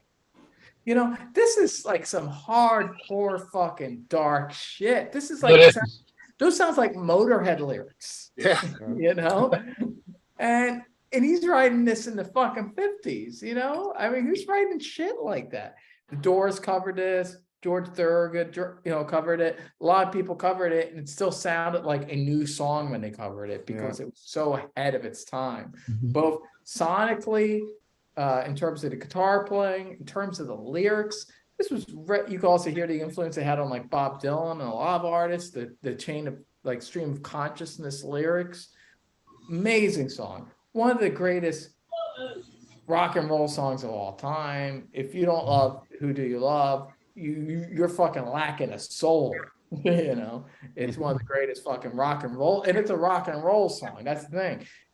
This ain't, and I love blues, but I don't consider Who Do You Love a blues song. It's a rock and roll. It's a rock and roll song.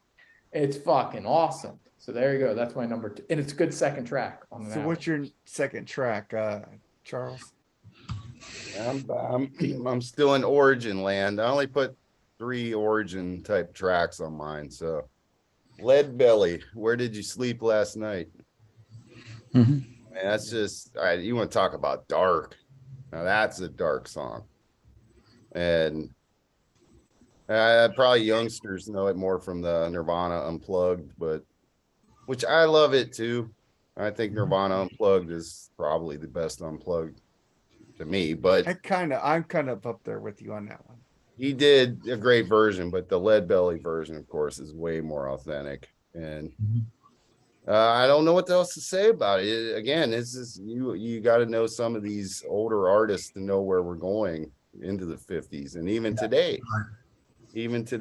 to know, a lot of these things. So it's a very simple song, as typically those songs were back then.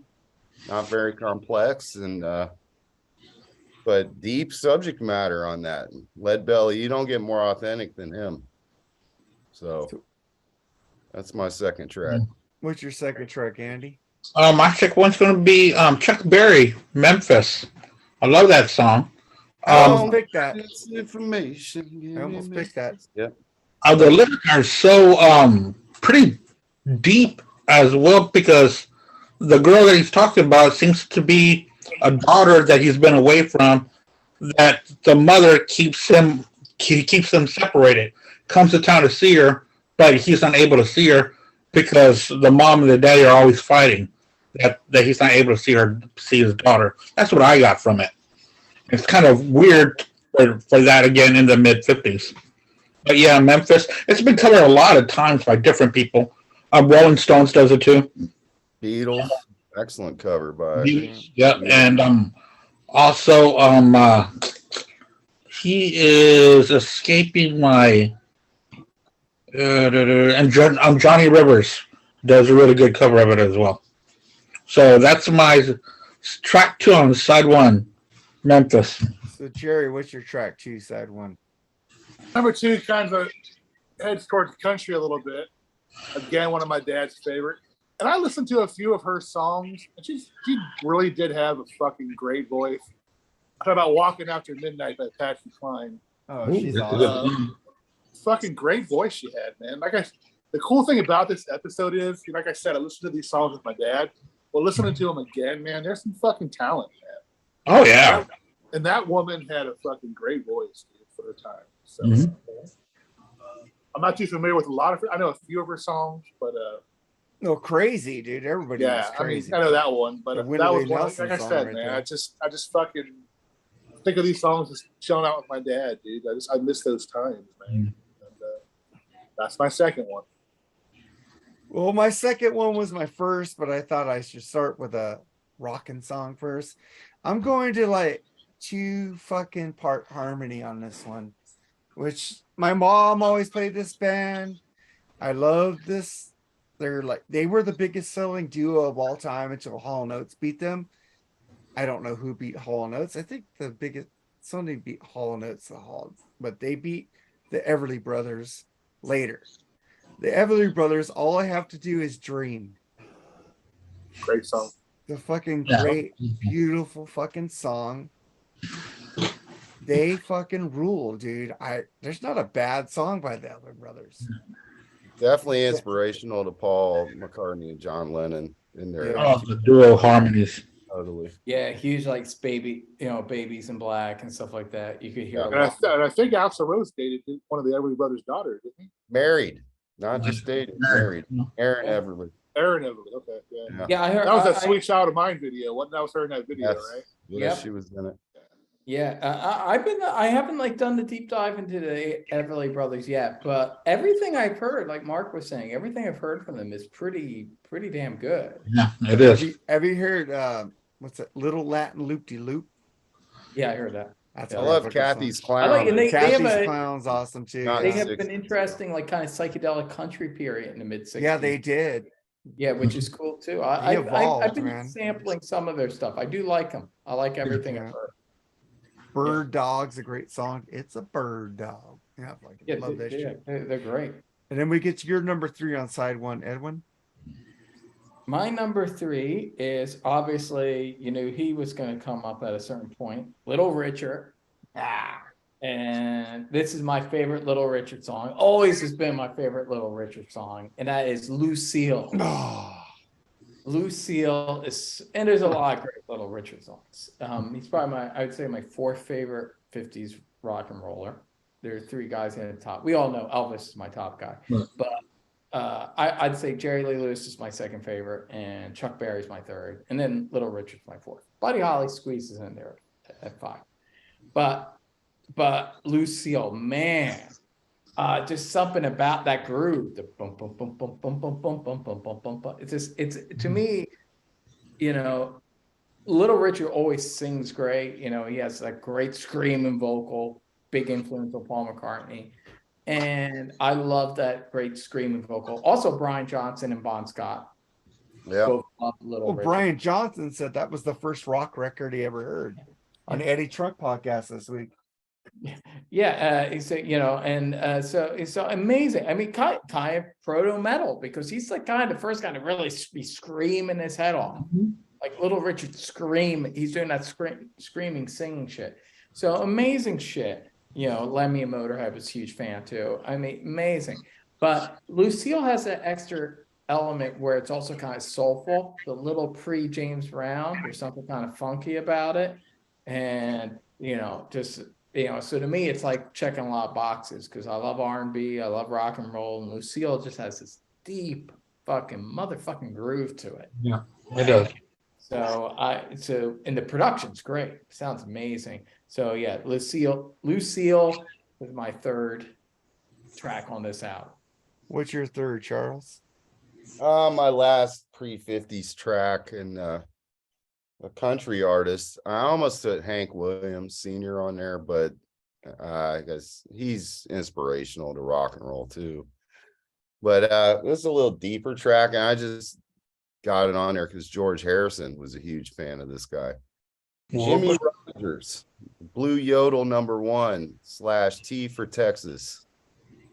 T for Texas, T for Tennessee, which Skinner would redo that later on. Covered it too.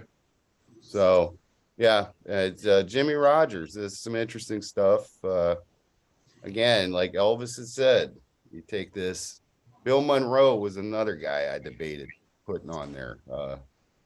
His version of Blue Moon was inspirational. One of my favorite. Bluegrass. Blue Moon. The bluegrass is awesome. So yeah, it's just another table setter to the rest of my album, because I'll get in the 50s here after this track. So awesome. There you go. Jimmy Rogers. Blue Yodel #1. What's your number 3, Andy? Well, my number 3 is going to match Edwin, but not the song. I was listening to a Little Richard cassette over the weekend, and I was going to put Lucille, and I kept on hearing it. I said, man, this song is fantastic. Money Honey by Little Richard. That is, y'all got to listen to the song. His piano's blazing, and the guitar player on there is just hitting leads, doing solos on this track, and I just fell in love with it. If y'all want to look it up, it is Little Richard, Money Honey. It's a badass track, man. It was hot all the way through, and of course, it had his charisma that comes through the speakers. Little Richard, and we lost him probably about a couple of years ago, didn't we? Mm-hmm. Little Richard. And you guys ever seen Down and Out Beverly Hills? Yep. Little Richard was awesome in that movie. The police never come to me. Yeah, and right in the 80s, Little Richard was doing a lot of guest appearances on a lot of different shows, and he Down and Out Beverly Hills. That was Little Richard. He's the king and queen of rock and roll. Yeah, there you go. But the thing is that just like Mark was saying about spending time with his mom, and back then, every city had an oldies radio station, and that's where I would get a lot of the music that's on here. It was from the radio station, because they don't have oldies anymore. Oldies is now classic rock, I guess. But back then, you would turn on oldies, and this is what you would hear. I guess because it was only about 30 years removed. Now it's Well, it's like my kid told me, when I was hearing Ozzy, she said that's oldies now. So it's like a station here in California, KF101 used to play like the girl bands, the fucking Jerry Lee Lewis, and now they're playing Aha and fucking Cyndi Lauper. that's oldies. It's like, oh my god, I'm old. Right. That's all right, man.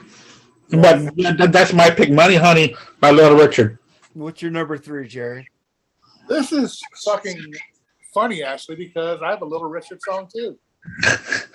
It's probably his biggest hit, I think. Good golly, Miss Molly. I mean, great one. What a great fucking song, dude. And talking about fucking people that just laid it all on the stage and put all his energy and his music in his him, dude. Yeah. Fucking guy was an amazing performer, amazing singer. I like Edwin's analogy, the king and queen of rock and roll. I love that. He would be happy with that. He would love that. Don't get me I wrong. love it. Yeah. Hell yeah. He would agree. He would agree. I never seen. I remember him in Down and Out in Beverly Hills. The only movie I seen him in was that hockey movie he did with Russell Crowe. You never see Down in Beverly Hills with Bette Midler and fucking. I know the movie, but I can't remember him being in. Nick Nolte and fucking Yeah, I know the Richard movie. Dreyfuss. I gotta see it again, dude. My God, you need to watch that I now. probably haven't seen that since the 80s, man. Dude, you need to see that now. I bought that on Blu-ray. That movie fucking rules. Nick Nolte and Richard Dreyfuss. Come on. Who cares about Sammy Hagar? top I mean, notch Bette shit, Midler. dude. Whatever. But yeah, I mean, he was an amazing performer. He had great fucking tunes, dude. I actually learned to play that a little bit on the piano. I'm not a great piano player, but I know a little bit of it. So You'll watch Down and Out in Beverly Hills and go, what the fuck? Thanks, Mark. But thank you. well, he was in Mystery Alaska. That was the movie I saw him in with Russell Crowe. But yeah, he was top notch performer. What about, did you see 48 Hours also? Yeah. Okay. What, in I'm just 48 making- hours? Just making sure. Don't watch that fucking movie. All right. But that was Eddie Murphy. What was it? Eddie Murphy and Nick Nolte. No Nick shit. Nolte was in Down and Out in Beverly Hills, bitch. Yeah. One of my favorite movies of all time, man. Yeah, watch 48 Down and Hours. Out Beverly Hills, and you'll fucking thank me for making you watch it. Dude, I've seen it before. I just don't remember him being in it. You need to watch it. He's the homeless dude. Yes, we know that. Richard Dreyfuss takes him in. Remember? And he has sex with Richard Dreyfuss' wife, which is Bette Midler. And he has sex with the maid, which is Chiquito Alonso. I'm getting confused with Bette Midler, Danny DeVito. You remember You're thinking of Maria Yeah, Chiquito Alonso? I gotta watch it again. She was the maid in that movie. I guess I gotta it's a watch good it. movie. It's a really good movie. Yeah, it is. Fucking Down great and Out, movie. Beverly Hills. Yeah, you should all see it. I remember seeing it. I just can't remember Little Richard did it, man. Yeah, he was the neighbor. Okay. Mike the dog. Hilarious. He didn't have much role in there, but when he got in there, he was it's on fire. Then I get to my number 3. I didn't pick. There's a lot of covers after the original version. I picked Bebop Alula, Gene Vincent and the Blue Caps. Gene Vincent and the Blue Caps. That's my number 3 on my side 1. Then we get to your number 4 on side 1, Edwin. My number 4 is Ooby Dooby by Roy Orbison and the Teen Kings. Now, Roy. not a lot of people know. This is kind of like it's not quite his signature sound. Roy Orbison would kind of be more known for his ballads. He did beautiful ballads, and he was a great singer. But with the Teen Kings, his early band, and it was kind of like a Crickets Buddy Holly thing. Like this song was originally just called the Teen Kings, but then when Roy Orbison became a big solo star, they kind of went back retroactively and called it Roy Orbison and the Teen Kings. But he is the lead singer and rhythm guitarist. This song, Creedence Clearwater Revival did a cover of it on Cosmo's Factory. Great version. I love their version. Yeah. Yeah. Probably about equal, I would say. I can't say I like this version better than the Creedence version, but I love them both equally. It's a great song. It's just a lot of fun. Ooby Dooby, just him, Roy Orbison going Ooby Dooby, Ooby Dooby. It's got a little bit of that Buddy Holly vibe with the acoustic guitar, catchy vocal. It's just a lot of fun. I have this great compilation. It's a 2-disc compilation of the Sun Sessions. It's all the stuff. Sun Studios, recorded so much great music, not just Elvis, but Jerry Lee Lewis, Johnny Cash, Carl Perkins. Charlie Rich, a lot of great rock and roll, blues, and country. And I do have a couple other things, maybe a Carl Perkins song too, and from this great compilation. I hope you guys have it's called Carl 50 Perkins. Years of Sun Records. I highly recommend it if you're interested in the roots of rock and roll. And this song was on it, and I always loved it. It's really catchy. So Ooby Dooby by Roy Orbison and the Teen Kings. So what's your number 4, Charles? I'm finally in the 50s, and this is probably my favorite harmonica player of all time. And I'm not a massive harmonica fan, but I think this dude did it right. Little Walter, my babe. Brian Davis awesome. is like giving a high five right now. Yep. Again, you got to know, even though it was out, roughly the same time as the rock music at the time. I mean, a lot of that 60s rock would branch from the great chess works. So I'm a big fan of Little Walter's work. And so My Babe is his signature song. So I had to throw it on there. So Also, I already made my playlist. So I want to make a note that literally was the song that just missed my album. Like I was thinking about it. There was a version of this album that had that on here, and I beat out for one other song. But yeah, and he's right. And Chess Records is my second favorite label from the 50s after Sun Records. Chess was amazing. And in addition to Blue Stuff, they had Chuck Berry as well. And yeah, I mean, fucking Little Water. He's my favorite harmonica player as well. Awesome song. yeah. Awesome. When did Little Walter die? Like what year? Does anybody know? Was it like the late 50s? He didn't die. I mean, he died pretty young. I'm not really sure, but he didn't like. Yeah, it was. I think in that era. Yeah, Okay. like late 50s, early 60s. He didn't live long. He didn't. Okay. There's a good movie about Chess Records. I don't know if you ever saw the movie about it. Isn't it like Cadillac Cadillac? Cadillac Records. Yeah. I've always came in and out of that movie. It didn't really grab my attention. Yeah, That well, the movie's actually just kind of an average movie, to be honest. But it's a good Died in introduction. 68. Yeah, He died 68 he died. okay. Yeah. But Thank yeah, he's kind of the lead character in the movie because he, he was this handsome kind of ne'er-do-well guy, Little Walter. So he was an interesting guy to kind of follow. He was a real ladies' man. Women liked him a lot. And he died young and tragically. But he's really important too because he plays harmonica on all the Muddy Waters stuff. Right. And he didn't like that song. They had to Willie Dixon had to beg him, force him to do it. He didn't even want to do it. Wow. Yeah, I think he might be the first electric harmonica player. I think he's the first one. Yeah. He might be the first guy to ever play harmonica through a amplifier. Yeah. Mm-hmm. Yeah, great. Elvis covered that song too. But it's one of the rare cases where an Elvis cover is not the best version. The Little Walter version is the best version. Interesting. So Charles, that was your number 3, number 4, right? Four. So Andy, what's your number 4? Yeah, it's so funny because my number 4 I was going to talk about it. It was mentioned all the way around. Well, it was mentioned earlier, but my number 4 is going to be Everly Brothers. All I Have to Do Is Dream. I love that song, but I wanted to put Cassie's Clown on here because I love Cassie's Clown, but it was released in 1960. Yeah, that's why I would have put that. One of my favorite Chuck Berry songs was released in the 60s, so I can.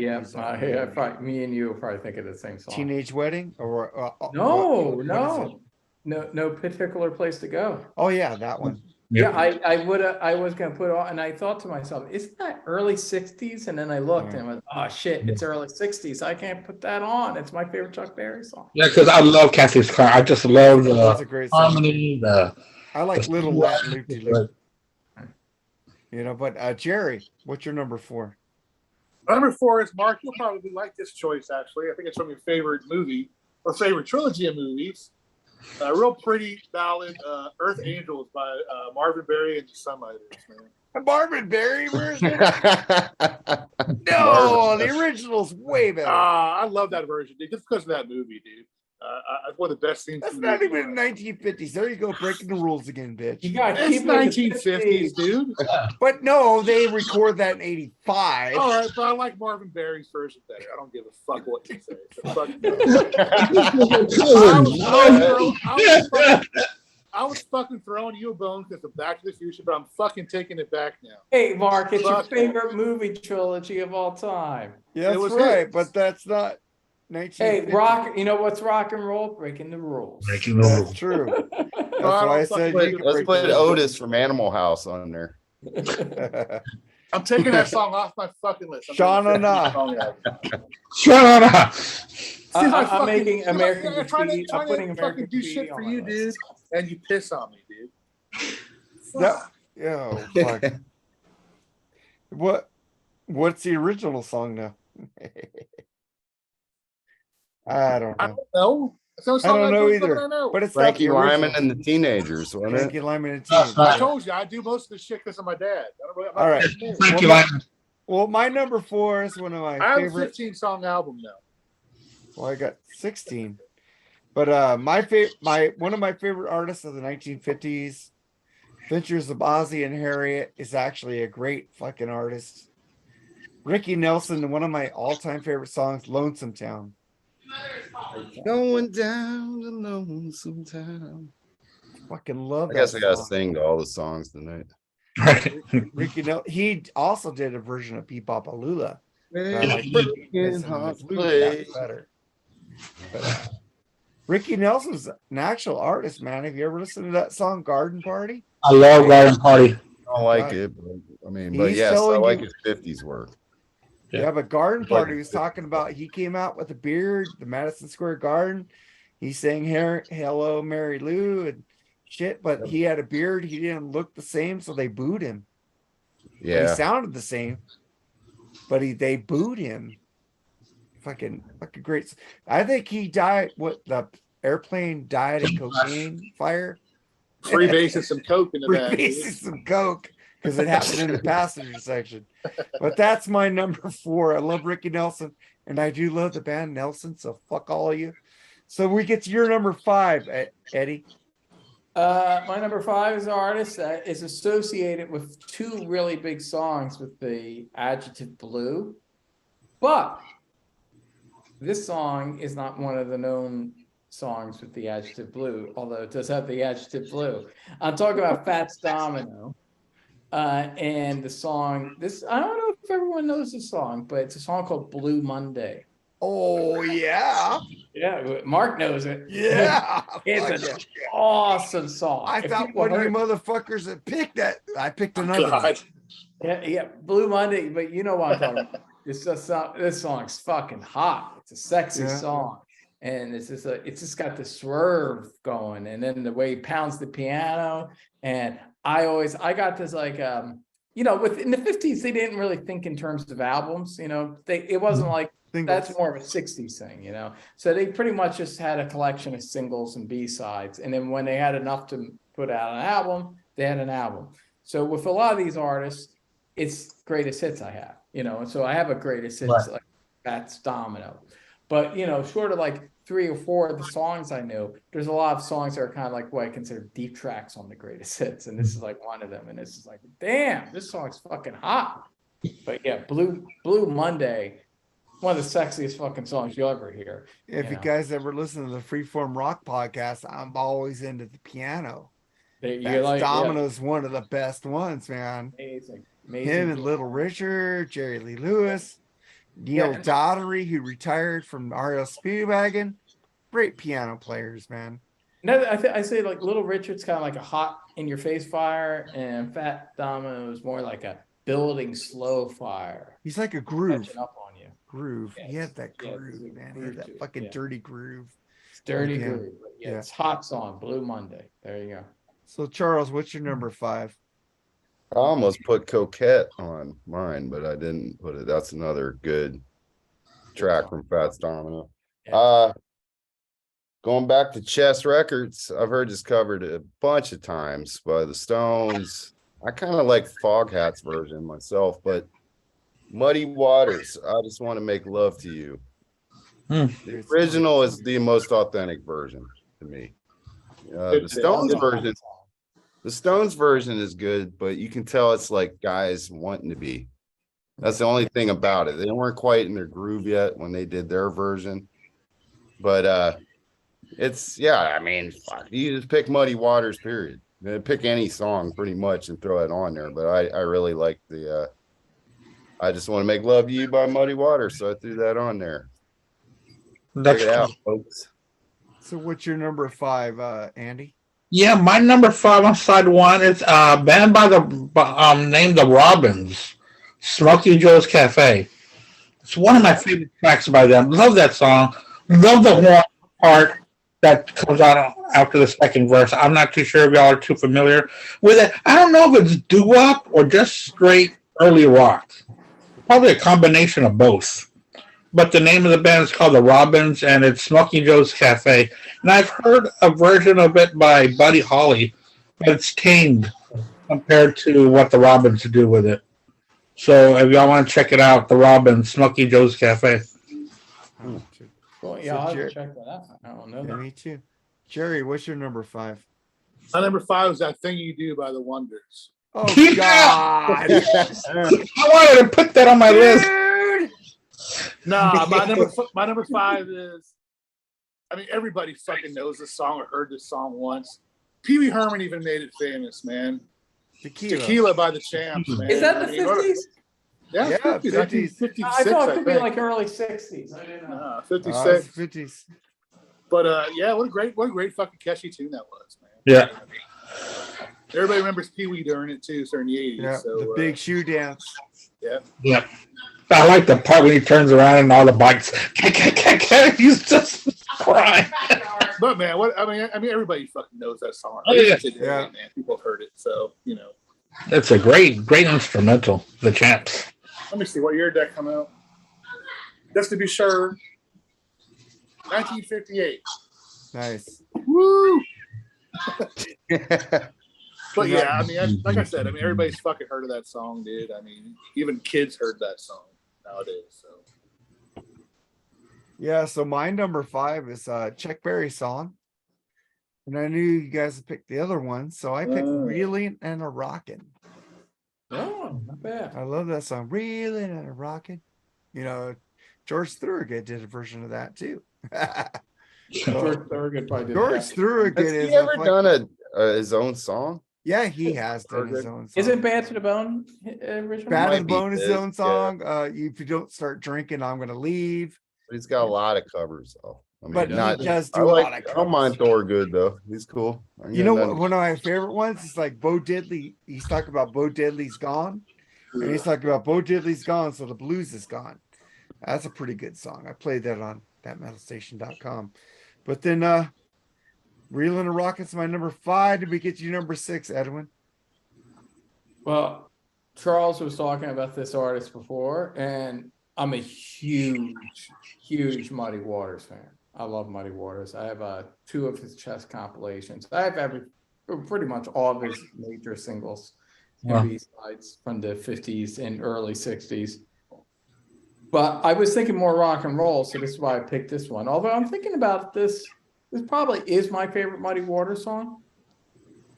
But it's also the one I think is most rock and roll, and it's very influential, and that is Got My Mojo Workin'. Oh, it's a good song. Yeah. Man, this song is fucking rocks. That's what I'm saying. Like, you can call this blues, but I don't know. To me, this is rock and roll. You know, it's like Who Do You Love? It's driving, it's fast, it's rocking, and it's just got that swagger. And again, you could hear the huge influence it had on the Doors and the Rolling Stones and Zeppelin, AC/DC, Motorhead. You can hear it all, you know. It got my mojo working. It's just badass. Even in the hip hop, like Wu-Tang Clan and stuff like that, I hear some Muddy Waters in them, you know. It's just so fucking badass. You know, you could only get less badass than this if you try. You know, that's the thing. Yeah. You can't get more badass than Muddy Waters and Got My Mojo Working. So there you go. And yeah, one of my favorite songs of all time. And it was recorded in the 50s. Like, listen to this. Fucking Got My Mojo Working. Listen to that. That'd be a hot track now. Recorded in the 50s, you know? Think about how many great songs Willie Dixon wrote. Yeah. Man. Willie Dixon's amazing songwriter. I do think that when other artists did his songs, they were a little bit better. But I think that about Bob Dylan too sometimes. But yeah, he's great. Willie Dixon, especially Muddy Waters or Little Walter or the Doors did a Willie Dixon song. They always, he's a great songwriter. Oh, the first 2 Zeppelin albums. Zeppelin. They did a lot of stuff too. Yeah, You Stone, called the first Doors, Zeppelin I album. don't think he purposely wrote songs for that. You called the first and he was Zeppelin a album bassist proto-metal. too. What is it about bassists being good songwriters? It's just a thing. It's something I know. There's a lot. I can go through a whole list. We're all thinking. Well, there's a about lot of drummers that are good songwriters too. or bassists though. Or Just Mike gotta say, Portnoy. But a lot of bassists. yeah, that's true. Roger Waters. Geezer Butler, you know, yeah. He's a brother. Brian Wilson, Paul McCartney. Paul McCartney. Yeah. Wow. Yeah. I never thought about that as basis being. Mark Daly would say Steve Harris. There's a lot of bass. I think it's Dolly. But what's your number 6, Charles? Before I put it out there, I've been listening to that Folk Singer by Muddy Waters. That's a damn good album. If you haven't checked it out, it's all acoustic. Muddy Waters. It's really good. I had to go stereotypical with this one. If for no other reason, shredders, guitar players, I challenge you to play this solo on this song. It was the Happy Days original theme song, but Bill Haley and the Comets, Rock Around the Clock. I'm telling you, if you're a guitar player, listen to that solo. Yeah, I know that solo pretty well. That's a great song, man. I almost picked it. That shit up on that guitar, man. In there, or like I knew you motherfuckers would pick that track. So. Super raw recording. Super raw recording too. There's no like filters on the mic. You hear Bill Haley like his voice, his breath pop on the microphone. And I mean, not a super Bill Haley fan or anything, but I just do like that song a lot. And I'm telling you, no, you like the big bopper the best. But the guitar solo on that song is phenomenal. I'm telling you, for the guitar nerds out there. Oh, so. I hear what you're saying. He likes the big bopper best when he goes, "Hello, babe." Hello, baby. He definitely did it better than Sammy Hagar. You got what I was thinking there. But so you done, Charles? Anything else? Yeah. Okay. Bill Haley, Rock Around the Clock. Let me get your number 6, Andy. Exactly the same thing. Bill Haley in the Comets, Rock Around the Clock. I got one of his compilations back here. That's really good. And every song on that compilation, it's just like a party. It's just a celebration of rock and roll. And that's why I like Bill Haley a lot. You know, he's got that sound. And the band behind him is so jovial with that while they're playing. So that's why I went with Bill Haley and the Comets. All right, Jerry, what's your number 6? My number 6 is a band by the Platters called "Only You." I'm sure all of us have heard of that song. Only real fucking. I knew I should have picked another Platters song. Like I said, man, I just think back of those days with my dad, dude, and I fucking miss them, dude. I was listening to some of these songs, dude, and they just fucking were breaking my heart listening to them. It's kind of hard to do this episode, but yeah, that definitely had to make the list. My dad loved that too. Shit, I'm changing my choice to fucking The Great Pretender now. But so my freaking my number 6 is Huey Piano Smith. I like them Hueys, like Huey Lewis and the News. Rockin' Pneumonia and the Boogie Woogie Flu. That fucking song rules. It's fucking fun. I got the Rockin' Pneumonia. That one I don't know. Piano. You don't know that? I got the Rockin' Pneumonia on the Less Than Zero soundtrack. Great fucking song, man. Yeah. You need to check it out, Jerry. You're lacking there. You like Huey Lewis and News, you like Huey Piano Smith too. To combine the two. Hey, Huey Lewis probably loves that song. Come on. Oh yeah, he probably does. Probably does, man. And then we get to your number 7, Edwin. Okay, well, this is my token. I had to pay respect to the king. I had to throw in one Elvis song, so I broke Charles' rule. But just one. It's actually a song that was brought up by Andy, but this is not Little Richard version. It's the Elvis version. It's actually not even it's not my favorite Elvis song for the 50s. My favorite Elvis song for the 50s is Trouble. But to me, this song was like the most rock and roll. I always love how the sound. I love the production. Whoa, hold on. I've been drinking. Hold on, my mic almost fell. Alcohol is dead. It's the last song on his first RCA album, Money Honey. Elvis Money Honey, to me, it's like the fucking what do you do for Money Honey of the 50s. And you got Scotty Moore doing the fucking guitar work. And I love Scotty Moore. He's my favorite 50s guitarist. He's amazing. And normally I didn't like when Elvis did songs. I mean, neither Elvis or Little Richard wrote it. It was a cover from another artist who escapes my mind, the name of him. probably some blues artists. But Elvis really does nail this one. He sounds great. I love the guitar work. It was the most hard rocking track. I would call it like hard rock for the 50s. And it's a little similar to when like the Beatles a few years later would do like Money at the end of with the Beatles, you know.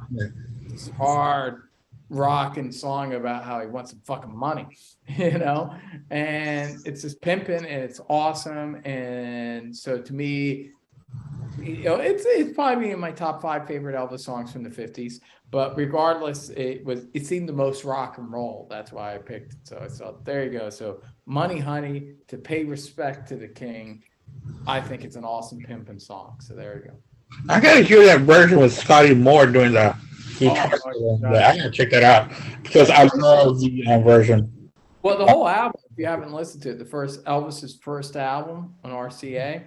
Okay. Amazing album. It's the cover of the one that the Clash is like they're replicating it on London Calling. Oh, okay. Yeah, it looks very similar to London Calling looks like the Elvis album cover. They're mirroring it, the green and pink fonts. It's amazing. Half of it's like Sun Session stuff and some new stuff he was doing for RCA. Blue Suede Shoes is on it. It's amazing album. Yeah, you should definitely check it out. Yeah, because I'm just starting to get into Elvis. The past 3 years, I started collecting, Elvis stuff. So, I'm kind of that still. Yeah, I think you dig it. Yeah, I think it's the greatest rock and roll record from the 50s. It's the first Elvis record. So, yeah, definitely, you should check it out. Charles, what's your number 7? I'll go to Sun Records.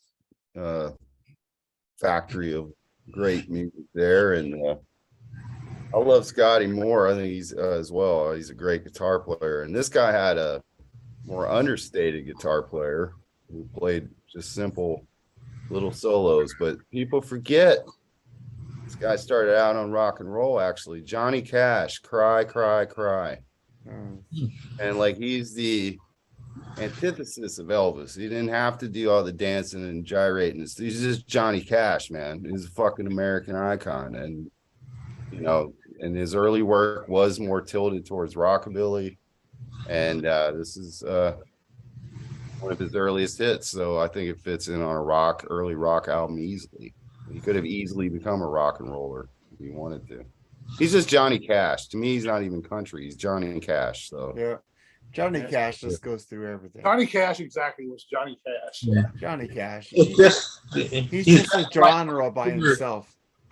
Yeah, but it was just like we were talking about earlier. On stage, all he had to do was stand there and be Johnny Cash, and he owned it. I'm Johnny Cash. And then Luther Perkins, his guitar player, just played these simple little ding, ding, ding, ding solos, very, very unanimated. But I liked the way he played, and but I did prefer Scotty Moore, though, a little more. I think he was slightly better, but I did like what Luther Perkins brought to those early Cash songs. So there you go.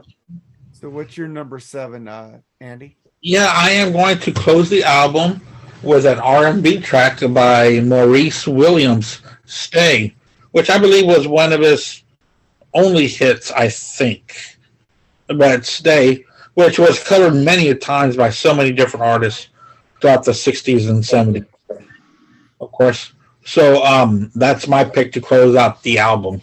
You mean close out the side? Side one. Close side one. So you have 7 songs on side 1. Yeah. I have 8. Oh, no, wait. I'm sorry. 8. I'm sorry. I've got one more track. Sorry. It's a 16-song album, Andy. Yeah, sorry about that. I'm sorry. Don't confuse me here. I'm drunk as it is. Second to last album on side 1. How about that? All right. So Jerry, what's your number 7? This song's got to be included on somebody's list, so I'm glad it's mine. Blue Suede Shoes by Carl Perkins, man. Fucking great tune, dude. Yeah. Well, you know what I'm going to say about that one. What? I knew you guys had picked that one. So. Oh, fuck, dude. Come on, man. It's a great fucking... That's got to... I'd be surprised if I'm the only one to pick that one, but... I don't think you are. But it's a fucking great tune, dude. I think Charles Charles has that one. It's one that I picked, and I wasn't thinking of my dad during that one, but I love it. Love Carl Perkins. Great guitar player. Mm-hmm. That's my number 7. Yeah, I picked what Eddie picked. Little Richard Lucille. Right on. Fucking great song. And I was like, fuck. I love me some Little Richard. Great actor, comedic actor, man. Guess you should watch him in film too. He's just a great all-around dude. He's better actor than Paul McCartney. Yeah, definitely. Way better actor than Paul Oh, I McCartney. mean, you are. Yeah, Mark. I'm a better actor than Paul McCartney. Actually, I think everyone here is a better actor. But Paul yeah. Stanley in Meet the Phantom was better. Paul Stanley is a better actor. I mean, Yeah. he's pretending to be straight his whole life. Ace's stunt double in that movie was a better actor. I didn't think you guys agree with me. That's cool. But Lucille. And then we get your number 8 to end side 1, Eddie. All right, outside. Jerry brought this up very early on. I was surprised. I didn't think anyone else would bring this up. And then Jerry went and brought it up very early on. I was like, oh shit. Because it's the one that's most kind of breaking the whole rock and roll thing a little bit. But there is a quality that's a little rock and rolly about it, which is I'm going to talk about. I am talking about Patsy Cline, Walking After Midnight. Fucking beautiful tune, man. Beautiful song. I'm a huge Patsy Cline fan. She's my favorite female country singer, and I love a lot. I love Dolly Parton. I love a lot of country singers, female country. Tammy Wynette. Tammy Wynette. I love Loretta Lynn, but she was inspired by I love Patsy. Loretta I like Lynn. Crystal I Gayle love all because of those the women. hair. I love all those country women. They're all great. I think But Glenn Patsy Campbell's my Cline's favorite. Patsy's my favorite though. There's this quality to her voice. It's just so emotional. And the reason why I thought I love a lot, I have a lot of Patsy Cline albums actually. And this, I have all her stuff in the 50s with this nice 2-disc compilation. Oh, wow. The reason I picked this song though is I felt it kind of fit because Jerry will probably pick up on this, but she has songs like, it's not ultra country, there's a steel guitar, but it's not like fiddles and shit. Like she has songs which I love that have like fiddles and they're very country, but this song has this kind of walking rockabilly kind of guitar line. Her voice is so fucking sexy, dude. I mean, it really is. It's also a little like what Charles was saying about Johnny Cash. Like you could hear it was crossover shit. Like this was kind of like crossover where there was that fine line between country and rockabilly. And Patsy didn't really do that before this song. This song was kind of a crossover song. It was her first big hit, and it's a little like, Dolly going a little more pop in the 70s or Shania Twain being a little pop in the 90s. Like, I'm sure there were some country people that heard this song in the 50s that were like, oh, Patsy Cline's selling out. She's doing like rock and roll. Right. Yeah. You don't think about that shit way back then, you know what I mean? Yeah. But there probably were people. There were probably people who go, Patsy's got some kind of rockabilly guitar line on. That'd be like a dance beat nowadays. Like, yeah.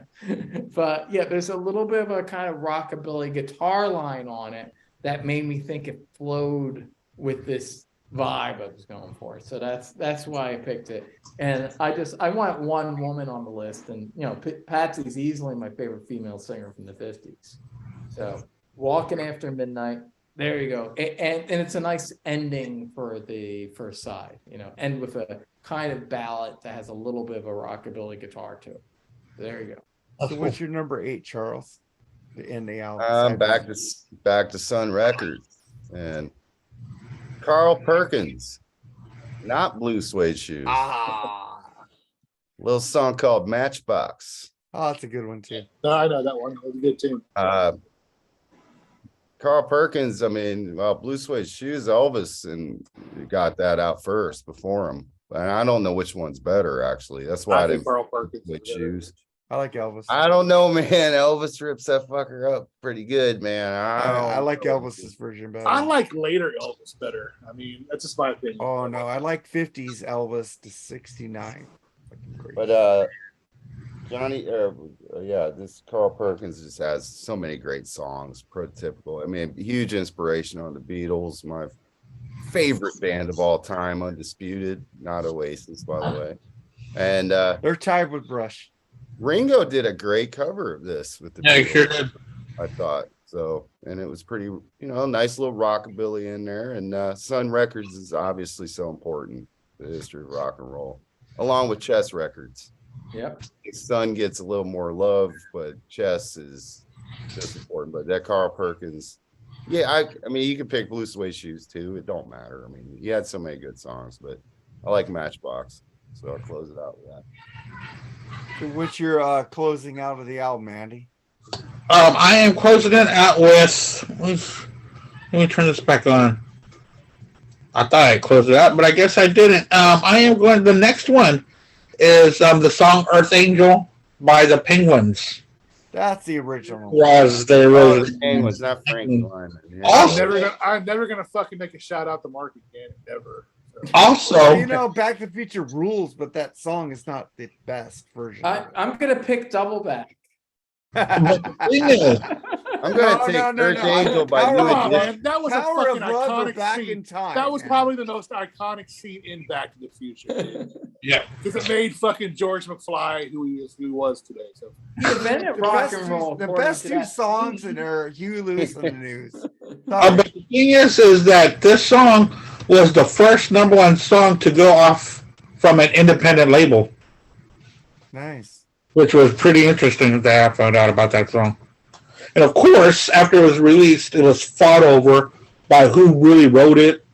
So, there was lawsuits going back and forth where they had to put 3 different names for writing credits after everything went down. But I don't care who wrote it. I know that the Penguins, Earth Angel was a fantastic version of it. So that's where it stays. Close this mic. We used to have this station here in California called KRLA AM. It had that one dude, I forgot. He's Art LeBeau. And he used to do this dedications, usually for gang members, like Mexican gang members, And like I go, I'm in jail, honey, but I like to dedicate this song to my girl Lacha in the hood. This is Earth Angel, or I'm your puppet. I'm Your Puppet was a big one too. I'm your puppet. It's like all like Mexican. I'm not being racist here. No, I'm just saying that's what happened. This guy was always in jail singing dedication. Art LeBeau, he was like a famous California dude. Like, Art LeBeau, he had like shows with all the stylistics and the platters. Yeah. So I'm your puppet. But I just think about that. So Jerry, so what's your closeout number 8? Come on, buddy. this is a song that my dad and stepmom actually danced to at the wedding. Wow. I think it was in their Father of the Bride movies too. But it's a real pretty song. I Only Have Eyes for You by the Flamingos. Again, another fucking beautiful tune, man. I'm always a sucker for a good fucking ballad and slow song. So Of course, yeah. I mean, like I said, it's sentimental to me because it's my dad's his wife. So I had to put that one on there too. That's how I'm closing my side out. Hey, Shauna Na had a good version of Earth Angel also. And New Edition. Bowser ruled, man. Bowser ruled them. Boop, boop, boop, boop, boop. Ralph Tresvant sang the shit out of it. Oh, you know what? They did have a good version of it. Yeah. I mean, Karate Kid too, man. Oh yeah. speaking of New Edition, not really New Edition, but New Kids on the Block are coming to Houston to play the rodeo in 2023. We're playing rodeos now. Yeah. Oh my God. Almighty. The rodeo. That's worse than Firehouse playing a rib joint, right? Oh no. The rodeo. They really play a rib joint? I'm just joking. Firehouse was, but Houston rodeo is a big deal. I mean, Yeah. Yeah, big stars play that. In fact, Elvis played it. I mean, they sell out 90,000 to 100,000 people. Oh, okay. I mean, I saw Cheap Trick out of fair, so You say okay all you want. I'm telling you, it's a big Yeah. deal. I said okay. You guys know I don't. I saw Janet Jackson at the rodeo. She's Hey, fantastic. she's going on tour this year. Are you gonna get tickets for Janet Jackson? I probably will because she's playing the Woodlands over here. I would see Janet Jackson. Oh yeah. The last time I saw her, she was so good, and she played all the hits. And you know that she was dancing and singing because she was breathing, where she had to stop dancing because she had to keep her vocals going. It wasn't like these sorry asses that have a backtrack. Yeah. Yeah, they do it at the Reliance Stadium. It's not like Yeah. a little fairground or something. It's Right. a week deal. It's a big deal. Well, I saw Def Leppard and Bon Jovi the last year. No, wait, What? Bob Dylan. Are you kidding? Def Leppard at the rodeo? Are you kidding me? It was the last year. It has to be huge then. It was the last year of the Astrodome. Exactly. I went there. And no one wanted to go see Bob Dylan with me. I had to go alone. But still, I got to see Dylan, so that was all right. He sounded horrible, though. God, he sounded horrible. And with the acoustics of the Astrodome, I didn't understand one freaking word. What's at the Astrodome now? Didn't they tear it down? Nothing. Just Nothing. It's still there. They're still arguing on what to do with it. Like they've been arguing for the past 20 years. Oh, wow. Yeah. Hey, wow, Moby sighting on TV right now. Wow. I haven't seen that dude for years. Moby. Oh, yeah, he's coming out with a new album. I never liked that dude, but anyway. I've got a pretty good album of his that I like called Play. I liked that album. Is that Gwen Stefani in the video? Southside? I like that song with her. Yeah. But I don't know. let's move on here. I'm on my number 8, right? Did one of you guys pick Muddy Waters Trouble No More?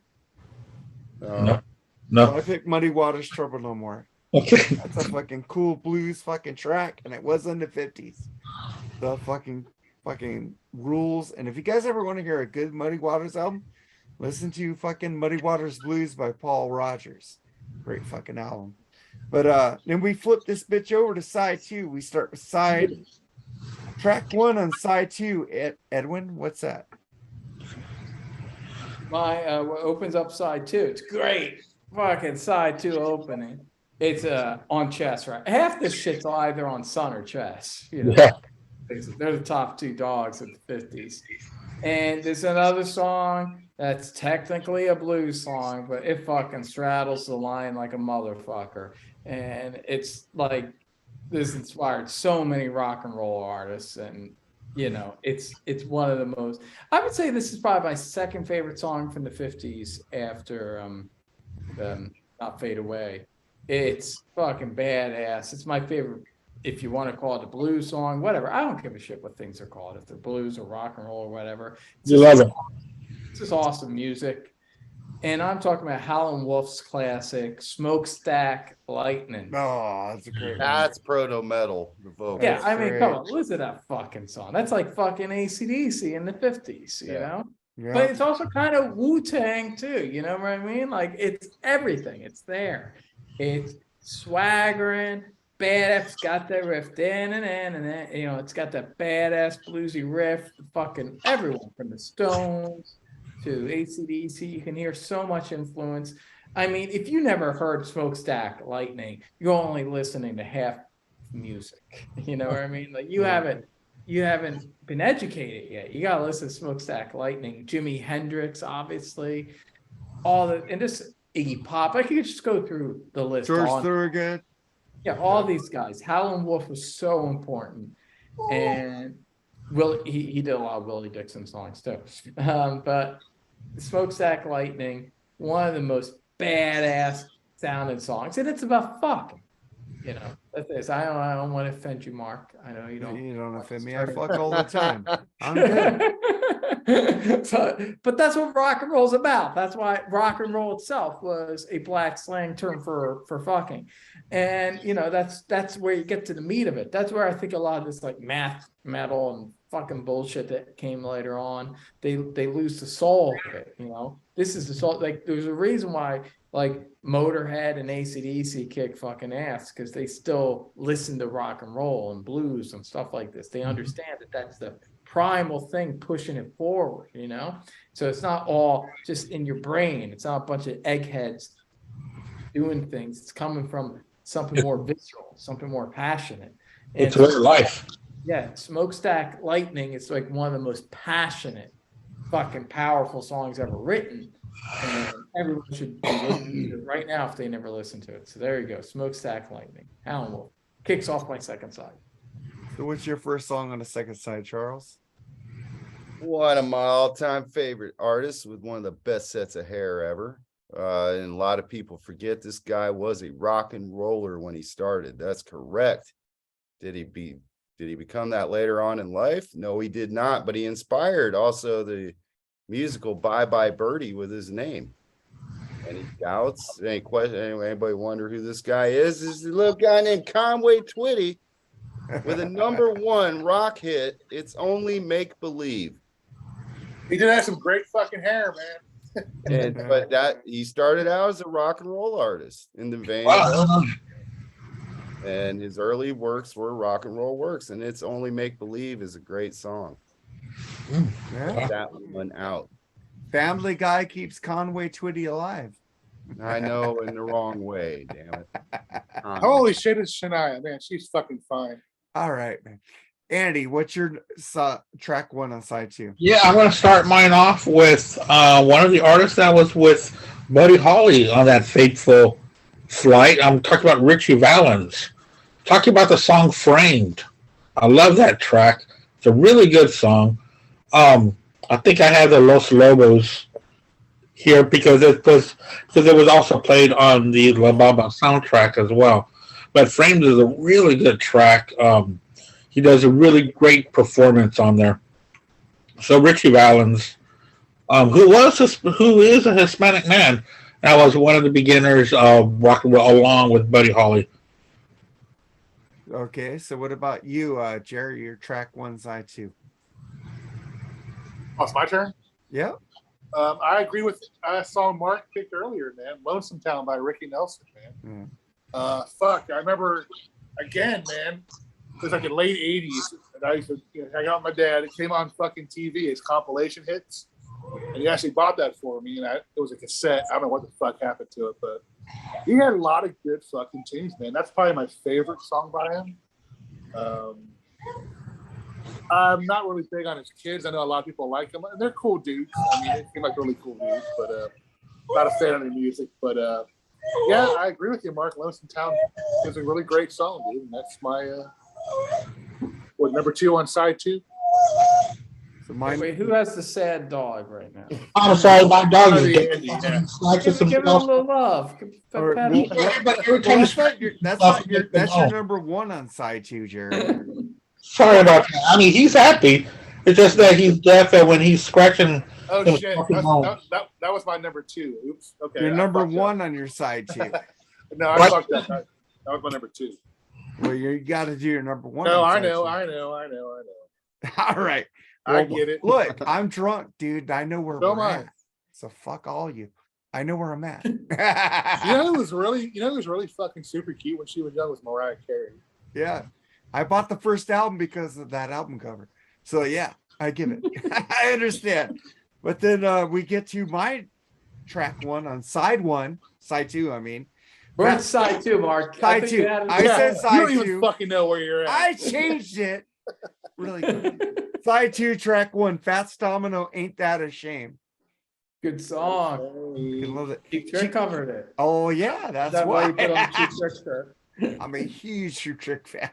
Yeah, But that version is just as good as the Cheap Trick version. And so did Richie Cunningham also covered it. Oh yeah. I found my thrill on Blueberry. That's probably my. Yeah, I mean, I love a lot of Fats Dominoes, but that might be my second favorite Fats Dominoes. Ain't that a shame? It's fucking rocking, dude. Yeah. And then we get to your track 2 on side 2, Eddie. All right, let me look what I got here. I literally took a screenshot of the playlist. I'm legit. I just got notes playlist. written. Yeah, I made a playlist. I just took a fucking picture of it. That's what I did. Oh yeah, that's right. It's interesting. It's my second favorite Chuck Berry song, even though my third favorite sounds like my first favorite, which is let me explain. My favorite is from the 60s. It's early 60s, No Particular Place to Go, which I love. It's amazing, which sounds a lot like School Days. And I almost put School Days, but then I thought, I love School Days. It's awesome. but I don't like it as much as No Particular Place to Go. And I don't know, there's something about this song from the 50s. It's unusual. It's not like any other Chuck Berry song from the 50s. It sounds a little different, which in itself might give it away because most of his songs sound kind of similar. But this song, Havana Moon. Oh, it's a I great love one. the song Havana Moon. Have you guys heard it? Yeah. It's a little offbeat. I wouldn't call it a ballad, but it's one of those songs that's just very unique. You know, it's got kind of a Caribbean feel to it, like the title would suggest. You know, Cuban. You know, it's just a little different. His guitar work, it's a little different than what you'd expect from Chuck Berry, and it just has an atmosphere. It's kind of has a sexy kind of summer night vibe to it. It's a very sensual song, and it's definitely one of my favorite Chuck Berry songs. I'm a huge Chuck Berry fan. I'm not familiar with that song at all. So you should, yeah, check it out. It's a cool song. I think you'd like it. Great guitar work, great singing, and it's just a little different than his other kind of more kind of country fried rock and roll mixture. Because that's the thing, Chuck Berry's similar to Elvis, where I felt he mixed country and the blues together a lot. But Havana Moon is just a unique song. It's different. It's very different from anything else he's done, and it's got a vibe to it, and it's sexy. And I felt it sounded good after Smokestack Lightning too, so that's why I put it there. So there you go, Havana Moon, Chuck Berry. So what's your number 2 on side 2, Charles? Eddie already picked it. Bo Diddley. Who do you love? Yeah, great one. Gotta have that on there. Yeah, and I way preferred over Thorgood's version. Yeah. Agreed. I agree with you guys. I like But George Thorgood's Thorogood wasn't too. that bad, but It it wasn't. ain't got shit on Bo Diddley's at all. Bo Diddley's George They don't know Thorogood Diddley. loves Bo Diddley. Yeah, You guys I know. should hear you guys should hear the song, and it hasn't been the same since Bo Diddley died by George Thorogood. Fucking great song, fucking just like licking his ass. But I agree with you guys on that song. It's a great song. And then Andy, what's your number 2 on side 2? My number 2 on site 2. I forgot what it was. Ooh, my light's falling. When the lights went down. Keep it together, Andy. I know. Hold on. I'm getting there. I'm getting it back together. He's getting it together. Get it together. Beastie Boys. Oh yeah, the mess around by Ray Charles. That's another one that almost made it, just missed it. That's a hot track. He sings it just with so much energy and so much passion, and that band. You know, when he went to was it RCA that he went to when he was doing the country music? Yeah, later, but that's around to Atlanta Right. Records. Yeah. Right. Okay. But that's what I was going to say. He kind of lost me when he was starting to do all the orchestra, the big band stuff. This was just straight up rock. You know, just piano, guitar, drums, a backing singers with him. Yeah, that was my favorite. John Candy, Planes, Trains, and Automobiles. Oh yeah. When he's driving the car, that's the song he's doing it to. Yeah. Yeah, I always think of that. I love that song, and it was one of the songs that just missed my list. So I'm glad someone said it. So Jerry, what's your number 2 on side 2? Damn, it's me already again. Anyway, Your turn, Jerry. Come on. nah, man. Let's keep it together, Jerry. Everybody Get says it together, Jerry. Elvis is the king of rock and roll. I get it, but you have to put in the conversation, fucking Chuck Berry. All right. Of course. Yep. If you're an electric fucking guitar player, you have to learn this song to appreciate what rock and roll is. It's Maybelline. Yeah. All right.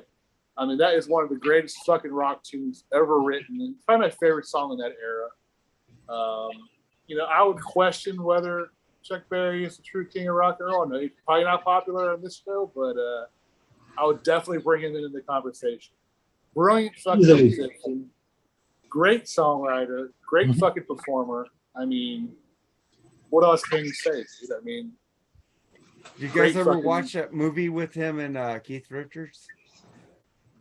Even one more thing. Hell, rock and roll. Yeah, Even Chuck getting Berry back to was your- a dick. even getting back to your favorite movie, Back to the Future. Who was Marty McFly imitating on stage? I mean, come on. Of course. According to that Eddie movie, Van Marty Halen. McFly influenced Chuck Berry. Yeah, Marvin Berry. That's true. Okay, you're right. It's Marvin Berry, your cousin Marvin Berry. He was culturally appropriating from Marty McFly. Listen to this. Listen. Clarify that one. Yeah, I mean, come on now. I mean, not to include Chuck Berry in the conversation of the King of Rock and Roll is ludicrous. In my I think opinion. we've He's already. out there. Maybelline is another song I considered. It just missed it, but I was thinking about it. Yeah. It technically, I just gotta say this. This is one reason why I do say Elvis is king. Not saying Chuck Berry's not up there. He should be in the fucking royal family, definitely.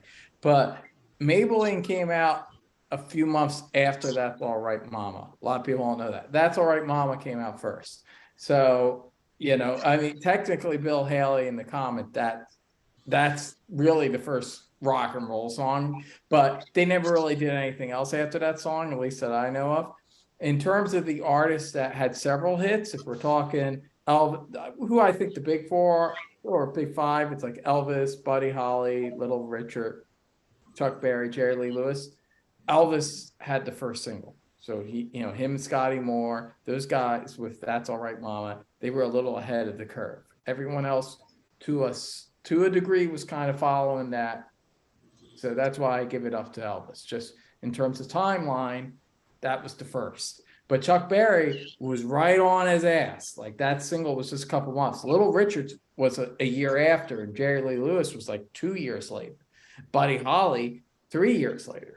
But if we're talking singles, it comes down to Elvis and Chuck Berry. They were the two, but Elvis beat him by a couple months. So that's I didn't say he was better. I just said he should be in the conversation. Oh, you know, he definitely should be in the conversation, and he's right on his ass. Don't get me wrong. Especially for electric guitar playing, man. Oh yeah, yeah, Hands down. yeah. I think Chuck Berry and Scotty Moore are the two most important guitarists of the 50s, easily, hands down. And I'd probably even though I love Scotty Moore, I'd give Chuck Berry the edge. I think he was a little more influential. Like you hear more Chuck Berry in Keith Richards and Angus Young and all the guitarists that followed, you know. So I mean, Chuck Even Berry. though Keith wanted to be Scotty Moore. But you know, he always said, he said, I want to be Scotty Moore. Everybody else wanted to be Elvis. But yeah, he doesn't sound a lot like him. But yeah, you could hear it sounds more like Chuck Berry, though, style. Yeah, totally. Scotty Moore, you know, who's like people like Lindsey Buckingham and stuff sounded closer. Yeah. But when we think about rock and roll, we think of the performer, but we also think of songwriting when we think of rock and roll. And that's one thing that Chuck Berry would beat everybody else at, was that he would write his own material. That is true. He did write his own solos. I mean, everything was done by birth from Chuck Berry. He would do everything himself. So that's why I would put him above, and I always have, because of that, because of his songwriting, because of his originality. It would be Chuck Berry for me. Yeah, I mean, that's a fair argument too. I mean, he was kind of the package. He sang, he played guitar, and he wrote his songs. So that is an edge you could say. Like I'm looking at in terms of timeline, but right. About what the artist actually brought to the table. I mean, there's no question about it. And as much as I love Jerry Lee Lewis, Chuck Berry's the one who most has the claim to the crown as king. It's pretty much Elvis and Chuck Berry to me. Right. They're the two fighting for it. Yeah. It's a good argument, Ann. That was now anyway. I just did Chuck Berry. So Chuck Berry, you just finished Chuck Berry. So that was your track 2, Jerry? Yeah. Well, actually, it was my track 1, but I skipped it. So. Oh yeah. So my track 2. Fuck it. I don't care. So my track 2, you already picked Only You, so I had a second one just in case one of you guys picked that. I picked The Great Pretender by the Platters. Great fucking song, dude. Great song. Because I want to give people a plethora of songs to listen to instead of just us picking the same shit. And I didn't pick doo-wop shit, but I got this up. My father loved that shit. That's what Jerry's. That's why I'm picking. You guys have picked a lot of different stuff, and I like this. I don't want people like. No, I like it. My father loved that doo-wop shit, and I just didn't pick it because I didn't really think of it in rock and roll terms, but it's Mhm. great. And Freddie did a great version of that song, I thought. Yeah. Great cover of that tune. And then we get to your number 3 on side 2, Edwin. All right, let me look at my picture here. Oh, this is a song that Charles picked already. So now I can weigh in on Carl Perkins, and I picked Matchbox. Yeah, I mean, listen, Blue Suede Shoes is great. I know he wrote it, and I do like his version, but I think with the exception of Jerry, everyone's on board with me here. I prefer the Elvis version. I think Elvis got more. I think they took the song to another level. It's good, don't get me wrong. I like I Carl agree. Perkins version, but I think the Elvis version that's on his first album, and it was, I do think it's on another level.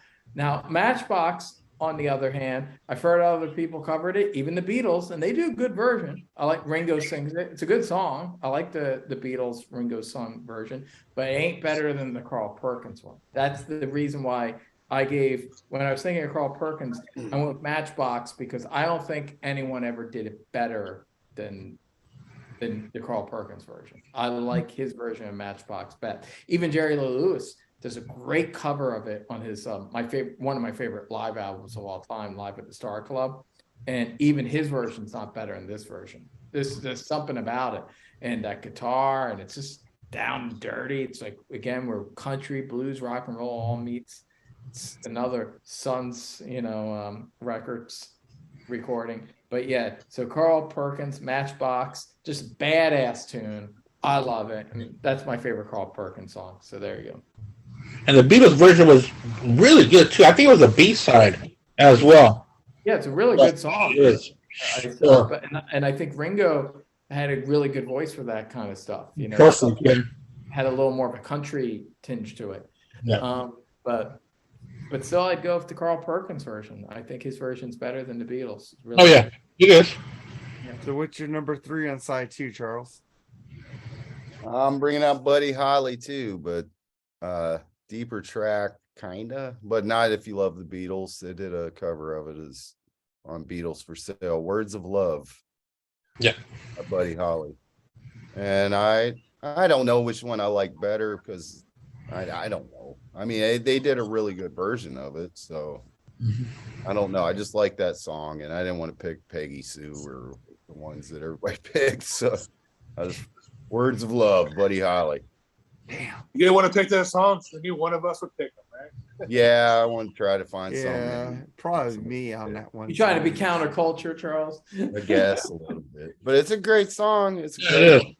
So So I which- like that. Not Fade Away. I hadn't thought about that one in a while. So yeah, it's great. So Yeah. Another great track. I don't know if someone's going to pick it, so I won't say anything. But maybe I will. Off of Beatles for Sale, another Carl Perkins great track was Everybody's Trying to Be My Baby, which George did. I mean, it's fantastic because George was the biggest fan of Perkins out of all 4 of them. It was George that liked him the most. My next one is going to be Jerry Lee Lewis, Great Balls of Fire. I'm going to go with his first hit. I think it's fantastic. There's a restaurant that he owned in Memphis off of Bill Street. My wife and I went. There were performers at the piano. They said every once in a while Jerry Lee Lewis would just walk in and play impromptu. He didn't. But it's cool to have that little feeling he might pop in there, because he would come in and out at times. And I think it's called Jerry Lee's. I think is the name of the restaurant. But yeah, my number 3 on side 2 is Jerry Lee Lewis, Great Balls of Fire. Nice. What's your number 3, Jerry? On side 2. I think a couple of us mentioned this song already. It's a great fucking tune. All I Have to Do Is Dream by the Everly Brothers, man. Yeah. I mean, Yeah. Beautiful tune, great fucking harmonies they had. I mean, won't spend too much time on it because we already have, but that's my next one. What was that, my number 3? I don't know what fucking number I'm on. Side 2. Yeah. Not number 3 3, people side 2. picked that song. But yeah, I mean, I picked it. Yeah. You were one of the 3. Again, that's one of those songs that probably a lot of young ones have probably heard that. Mr. Masterball. My favorite is Little Latin Loop De Loop, but I picked out. But I didn't really think any motherfuckers to pick that. I was wrong. But how did we get to mine? My number 3 on side 2 is Ray Charles, What I Say. Fucking great fucking rocker. That is a good tune. Boogie, part woogie. 1 or part 1 or part 2 or both? All of them, man. Fucking Ray Charles, man. You can't go wrong with Ray Charles. Ray Charles rules. That's my number 3 on side 2. Did we get your number 4 on side 2, Edwin? Another one. I would say actually, overall, as much as I love Muddy Waters and Howlin' Wolf, this artist is probably my favorite blues artist. And my favorite song of his is his most famous song, Boom Boom, but that's actually early 60s. So I was keeping it in the 50s. So I went with probably his Boom Boom of the 50s, which was Dimples. And I'm talking about John Lee Hooker. No, fuck yeah. Fucking John Lee Hooker, talking about another innovative artist, you know. And again, from the Stones to AC/DC, so many. Yeah, you call this blues, to me this is fucking rock and roll, you know. And again, I mean, I love Boogie Child, but that's Boogie Chillin', but that's a little more bluesy. Like I went for songs that I thought fit the rock and roll vibe more. And Dimples has that groove, you know, it's got the and it's just got this groove to it. Amazing song, amazing production, just so badass, got that swagger, big, you know, everyone from the Rolling Stones, Doors, AC/DC on, you know, if you're not listening to John Lee Hooker, man, you only know half the story. Big Head Todd and the Monsters. Yeah, and he was also in the Blues Brothers, Yeah. you know, playing. That's how I first knew about him, doing Boom Boom on the streets in the Blues Brothers. Even as a little kid, I was like, oh wow, that's fucking cool. That guy, you know. So that's how I got like into that. And he's amazing. It's a great compilation I have called Whiskey and Women. Great compilation. It was all remastered a few years back. I would recommend. That's a good gateway for people that get into him. He's got a lot of great albums throughout the 50s and 60s, early 70s. But yeah, John Lee Hooker, Dimples. It's so fucking sexy and awesome and swaggering, and it's amazing. And you know, he's one of the greatest artists of the 20th century, in my opinion. And he's my favorite blues artist. So there you go, John Lee Hooker. So what's your number 4 on side 2, Charles? Well, The Killer, Jerry Lee Lewis with High School Confidential.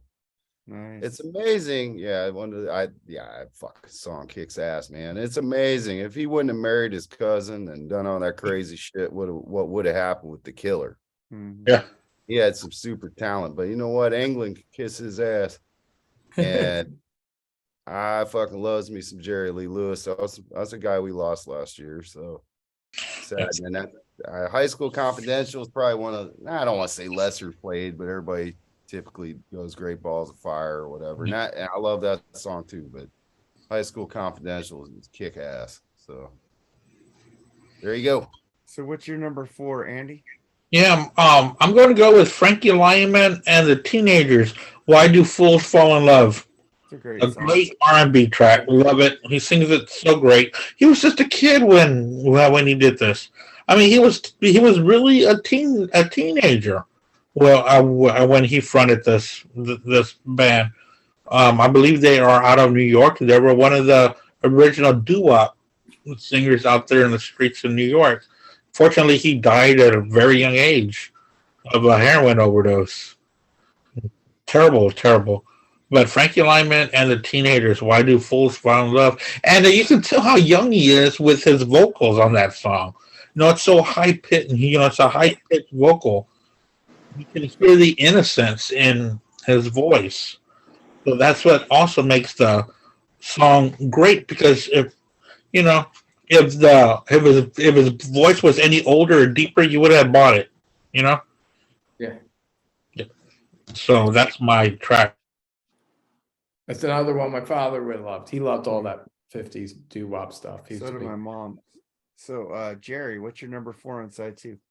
Number 4 is "Whole Lot of Shaking" by Jerry Lee Lewis. Yeah. I knew you guys took that. Motherfucker can do things, play a piano in ways that no normal man can play. The dude was a fucking amazing performer with the piano. Better frontman than D. Snyder. Yeah, he was. I used to love watching his old shows, man. That guy was just electric live, man. I mean, one of the best performers in that era. And that's where Ric Flair got the woo from. Yeah. He admitted that he got it from Jerry Lee Lewis. Yeah, it makes sense. Yeah, I can see a lot of that. Yeah, I mean, so that's my number. What's that? Number 3 or 4? Number 4 on side 2. 4. Okay, number 4. No, Gotta have a Jerry Lee Lewis song on my list. Oh yeah, you have to. Well, I was watching this Tina Turner documentary on HBO Max, and I didn't know this, but I guess the pseudo first rock and roll song of all time was Rockin' 88, that caused Ike Turner to beat the shit out of fucking Tina Turner, because he didn't get credit for it because they gave it to the saxophone player Jackie Brinson, but it's actually Ike Turner's song. It was his song, and they didn't give him credit for it, so that fucking gave him a complex. Yep. With fucking Rocket 88, it's a fucking genius song. You know, Jackie Brinson. Ike was a very talented person. Oh yeah, he's a very good guitar player. I mean, it's just over. He's just all because of the Tina Turner stuff. Deservedly so. He should be an asshole for that. But he was a talented guy. Man. He was. Well, this is what gave him a complex, because they took his song and credited it to somebody else who had nothing to do with it. It's like he was just a saxophone player in that song. But I like Ike Turner. I like Ike and Tina Turner. I still think Proud Mary's better with CCR. Yeah. Everything else, Nutbush City Limits, fucking amazing. I like them, and I like Ike Turner, but he was an asshole. And fucking, this was a song that I considered too. Yeah. It didn't make my list, but I thought about it. It was considered the first rock and roll song in 1951, I think. Was it a Sun record release? Yeah. I don't think it was Sun. Was it Sun Records? I don't know who it was. Or they try to pitch it to Sun Records or something like that. I've seen a movie somewhere. I forgot what the movie was. It might have been an Elvis movie. Yeah. Or no, do you know what? On CMT, they did a miniseries about Sun Records. That's what it was. And they showed Ike Turner going in there with that track. And I don't know if they picked it up or they declined it, but it was very early stages of Sun Records. Yeah, it makes sense. All that stuff during that period. It's an innovative track. Although it wasn't like a huge hit like "Rock Around the Clock" or "That's All Right, Mama," but it is an early example. And Ike, Turner's guitar work is very, it's very rock and roll. Yeah, it's very early. I mean, to the point where people question, well, what is this? What's going on here? Yeah, if anything, he was a little too ahead of the curve. It was like Marty McFly. Marty, already just too loud, man. Too loud. You guys are just too darn loud. We can work it into the ground. And then we get to your number 5 on side 2. Edwin. Again, we're going back to countryside again, but this song fucking rocks. All right, and if you all know, I don't know if you all know the song, but talking about George Jones, White Lightning. Woo! White Lightning, this song. If most George Jones stuff, and I like it, I'm a fan of George Jones. Showtime show right now about him and his life. Michael Shannon's playing him. But I want to see that, yeah. Yeah, but George Jones, he's an interesting guy. Did a lot of great music over the decades, 50s, 60s, 70s. But this song, again, kind of like we were saying about Johnny Cash and Patsy Cline, and like the blues artists as well. There's certain songs that kind of straddle that line, and White Lightning totally straddles that line. I mean, to me, I listen to this, and this is a rock and roll song, but it's like a hillbilly rock and roll song. So it's like a moonshine song, but it's rocking, it's upbeat, it's really quick, and even the way when it breaks and he does like the chorus and he's like, ooh, White Lightning. Like it's very rock, it's very Jerry Lee Lewis, actually. It's a very rock and roll kind of song. So that's why I thought it should be on this. And it's my favorite George Jones song too. It's a fucking awesome song. And if you haven't heard it, I don't know if you guys have all heard it, but you definitely should check out White Lightning. It's a fucking awesome song. So there you go. You know how sometimes when you're on YouTube you get lost in a rabbit hole? Well, yesterday I was on YouTube and I came across a talk show on. It was on an old station. It was called TNN. It was the National Network station, and it was a talk show with George Jones was performing with Merle Haggard, and I was checking out. But the host of the talk show was Bob Eubanks from the Newlywed Show. Had a talk show for country singers, and I'm just mentioning that because George Jones was a guest of an episode I saw yesterday. Have you listened to any of his stuff or much of his stuff? Just a little bit of his stuff. I really don't want to see the George and Tammy because I don't know if they're going to show his ugly side. Probably. Because I don't want to know that much about that. I think it's just kind of like walk the line kind of thing. Like, he's a Hellraiser. She's nice. Right. Yeah. But that's kind of always the case. It's like that song, by Willie Nelson. A good-hearted woman with a good-time man. Yeah. Good-hearted woman. But so that's kind of the country singing archetype is that you have the hell-raising man and the woman. But White Lightning, you all would love this song if you heard it. It's badass too. But I would like to get into his music. I heard it a lot when I was a kid because my stepdad would play him a lot. So he's great. He's great. He's one of the best country artists from the 20th century. But most of his stuff, I say, it's like if you're a fan of 60s and 70s country, if you like things like Conway Twitty and stuff like that, you'd like him. Merle Haggard, stuff like that. But this song is a little closer to more like Jerry Lee Lewis country. It's a little more rock and roll. Yeah, it's a great tune. Okay, so that was your number 5 on side 2. What's your number 5, Andy? Oh, well, you skipped Charles.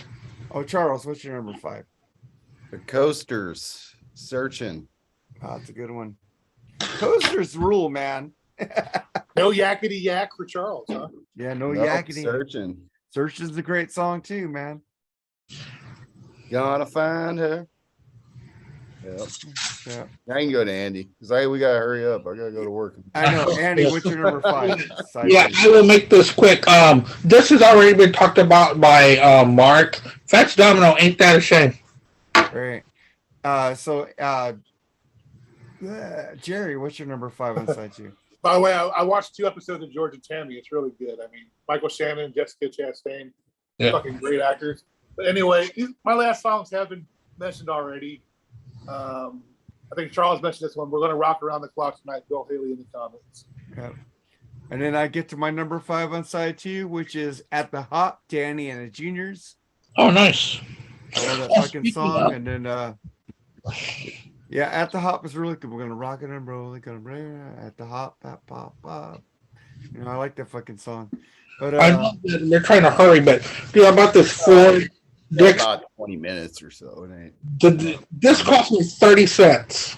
Dang. It's 4 albums worth of 50s rock music, and it cost me 30 cents. I love it, and it looks great. It's called At the Hop. Dang, we're waiting for Edwin. He's next. It's number 6 on side 2. But I'll go to you, Charles. What's your number 6 on side 2? Ray Charles, I Got a Woman. Nice. Waycross Town, she's good to me. Yep. Another one the Beatles covered. John Lennon sang a real good version of that, but Ray Charles is better. Oh yeah, it is. But man, that Live at the BBC is a badass album though. Yes, it is. Yep. Yeah. My next one, it's Pringles rule. Ew. For my value Pringles, aren't they? Yeah, they're good. They fucking are pretty good. Pringles are just like fucking crumbs pressed into a chip. So go ahead, Andy. Yeah, another one that Mark had on his list. Huey Piano Smith was rocking the money on a boogie woogie flu. Nice. Doo-doo-doo-doo. So Edwin, what's your number 6 on side 2? Um. Oh, this song is called. I don't know if you guys know it. He's not a really well-known artist, although maybe you know the song. It's Billy the Kid Emerson, Red Hot. I never heard Red that. Hot. This is the Red Hot before Motley Crue's Red Hot. I was about to say, is that a Motley Crue song? Which is actually my favorite Motley Crue song. That's a good song. Red It's Hot. a hot song. I don't know if you guys ever heard it. I got it on that Suns collection. It's another, Sun record song. He's a blues artist. Huh. The Kid Emerson, he was this blues artist, and this is just a real primal kind of My Baby Red Hot. And then it does that catch and call thing that you would hear in a lot of soul records, something that Van Halen would do too with David Lee Roth, where he's singing a certain line, and the backing guys say this other thing. And it's just like, my baby's red hot, and they're going, your baby ain't doodly squat, my baby's red hot. It's just a really catchy, fun, primal, hot song, So there you go. So And the Red Beatles, Hot. the Beatles covered that too. If you can get that Star Club, a really bad recording, but they covered. I it. haven't heard that actually. Yes, they did that song. Now that you mentioned it. Wow, I gotta check it out. Yeah. Yeah, Jerry, that, that Star Club performance is pretty cool. It was a shitty recording, but it was really. That's when they were on fire back then. So playing Did all you that. listen to the Jerry Lee Lewis Star Club live album? Yeah, a little, yeah. That's But that was one of my way, favorite live that was albums. way better recorded. The Beatles Yeah. when the guy snuck a tape recorder in there. It's a So bootleg, essentially. yeah, they fought it for years, but it's out there, but it's really bad. I don't think the Red Hot's on it. I think I heard it on a documentary about the Beatles, I believe, like Complete Beatles or something like that. They had a couple, or maybe no, it was an anthology. It Check was. out. I know Brian Setzer covered it. Some people covered it years Yeah. later. Yeah, but yeah, that original version, like a lot of the Sun stuff, it just has that rawness to it. Yeah. It's awesome. So Jerry, what's your number 6? You shout out to Brian Sosa Orchestra then. That was pretty badass when that happened. But anyway, Bo Diddley, Who Do You Love, man? I mean, that's right on. I mean, Edwin nailed it, with the fucking lyrics were way ahead of this fucking time, dude. Yeah. Love so Bo then Diddley. Always wanted to have one of his guitars, man, but they always cost way too much fucking money. But yeah, I mean, fucking early fucking satanic rock and roll shit, man. That was awesome. And I get to my I would number. say satanic. I'm just using that as an example. So. And I get to my number 6. Jerry already picked it. Tequila the Champs. Great fucking song. And then we get to your number 7, Edwin. All right. Let's see. Let me look at my picture here. Oh, okay. Here we all been talking about him, and you knew I was going to bring him up at some point. I was saving him towards the end. All right. This is my second favorite artist from the 50s after Elvis. Check. He's the fucking killer. We've been talking about him. So now I'm talking about the killer in my favorite song. Actually, a song that almost made this list was one Charles brought up, High School Confidential, which is my second favorite Jerry Lee Lewis song. That's a fucking hot track. I just want to give a little shout out to that. I agree with Charles. I love that song. But this one got the edge. And it's a song, I don't know, it's not one of his hits, but it's a fucking awesome tune. And it's called Wild One. Love Wild One. I think they do use it in the movie, the one Dennis Quaid. I think it's what you should see him playing at the end when he's in Europe at the Star Club in the movie. Although he didn't actually play it at the Star Club, but that was in the movie. But Wild One, people probably know the Iggy Pop cover of it in the 80s, which is very poppy. It was a fun song, but not one of Iggy Pop's better songs, but it was a fun enough song.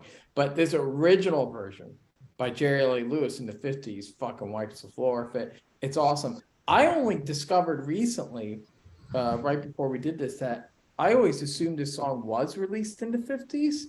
Apparently it wasn't released in the 50s. He recorded it in the 50s, so it counts. But apparently this didn't come out until like the late 70s on some Jerry Lee Lewis compilation. So it was some like lost track. So it was not released in the 50s, but I think it counts since it was recorded in the 50s.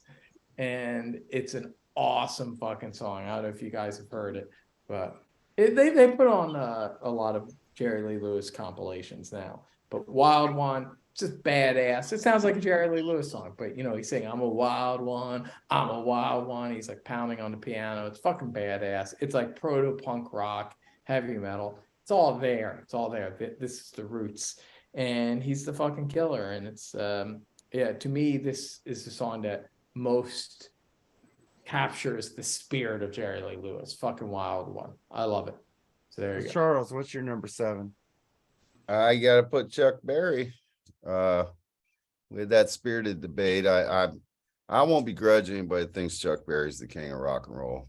He wasn't. It's Elvis. It was foretold by the rock gods. But that's okay. He's like the prime minister. He's the king of the riffs. Yeah. I mean, Ted Nugent agrees with Jerry on that. Yeah. You don't know rock guitar if you don't know Chuck Berry guitar licks. And I could have picked many songs. I love Carol. There's all kinds of songs, but I picked Sweet Little 16. That was a good one. By Chuck Berry. So, yeah. So what's your number 7, Andy? My number 7, I went back to a doo-wop song by the Five Satins, In the Still of the Night. That's a good one. It's a good song, yeah. Yeah. And then your number 7, Jerry? I broke the rules this one and had 2 the Platters songs, and you mentioned it, The Great Pretender. Fuck. I changed mine. From only you to the Great Pretender. I could have picked a third one. But, Shit, I should have had a third one. That was my cheat of the night. Well, you could say the fucking Marvin Berry one. Never mind, fuck that. Asshole. And we get to your last track on side 2, Edwin. Oh wait, my track. Yeah. My number 7 is Bo Diddley, Bo Diddley. Great song. What? Yeah, How my badass favorite. was that to fucking make his own song named after himself? Bob Seger did a good cover of it. He was- Although it wasn't as good as Bo Diddley because it wasn't Bob Seger's name. He Yeah. was a time traveler. He stole the beat to Mr. Brownstone. We didn't know that. All right, so that was my number 7. What's your number 8, Edwin? My number 8. Okay, we're done with singing now. Jerry Lee was the last one to sing on my album. We're ending with an instrumental. To me, it's the greatest rock and roll instrumental of all time. I'm actually surprised no one picked this, but anyway. But I guess someone had to pick it, so I picked it. Amazing guitarist up there with Chuck Berry and Scotty Moore. Very important 50s rock and roll guitarist. Doesn't get enough acknowledgement. Mainly, he's known for this instrumental. His name is Link Ray. And the instrumental is Rumble. Oh yeah, great. Okay, one. most people would probably know it was in Pulp Fiction. Mhm. Pulp Fiction's kind of mainly known for the surf guitar, but this is there's a scene where they're in the retro restaurant. It's where John Travolta and Uma Thurman do the famous dance scene. Jack Rabbit Slims. Yeah. Jack Rabbit Slims. Yeah, it's a scene where she goes off to the bathroom. She's going off to the restroom, and he's sitting there contemplating his move, like what he should do or not, while he's drinking his expensive milkshake. And the song comes on during that scene. And it's got what's really amazing about the song is it really, I think it's the first use of feedback. It's distorted. It's a distorted guitar that's going dan dan dan, and it's like it hangs the note. And this is before Hendrix. It's before Pete Townsend. Pete Townsend cited it as the most important song in his life. Obviously, Angus Young and Malcolm Young were big, influenced them too. Actually, you hear a lot of fucking Angus and Malcolm Young. You hear also, Noel Gallagher on this song too. You just hear a lot of that, like the straight up, like just 3 chords, dan, dan, dan, hanging feedback. He's the inventor of that, really, because no one really did anything like that. Chuck Berry didn't hang notes like that. Scotty Moore didn't hang notes like that.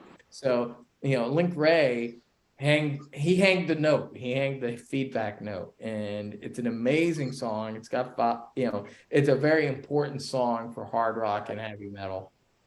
And he's an interesting artist too. He's also kind of like a lot of heavy metal singers in the 80s. He was like a part Native American. Yeah. And he did he did a really cool album in the early 70s where it was kind of a folky, rootsy Bob Dylan style album. Very cool album though.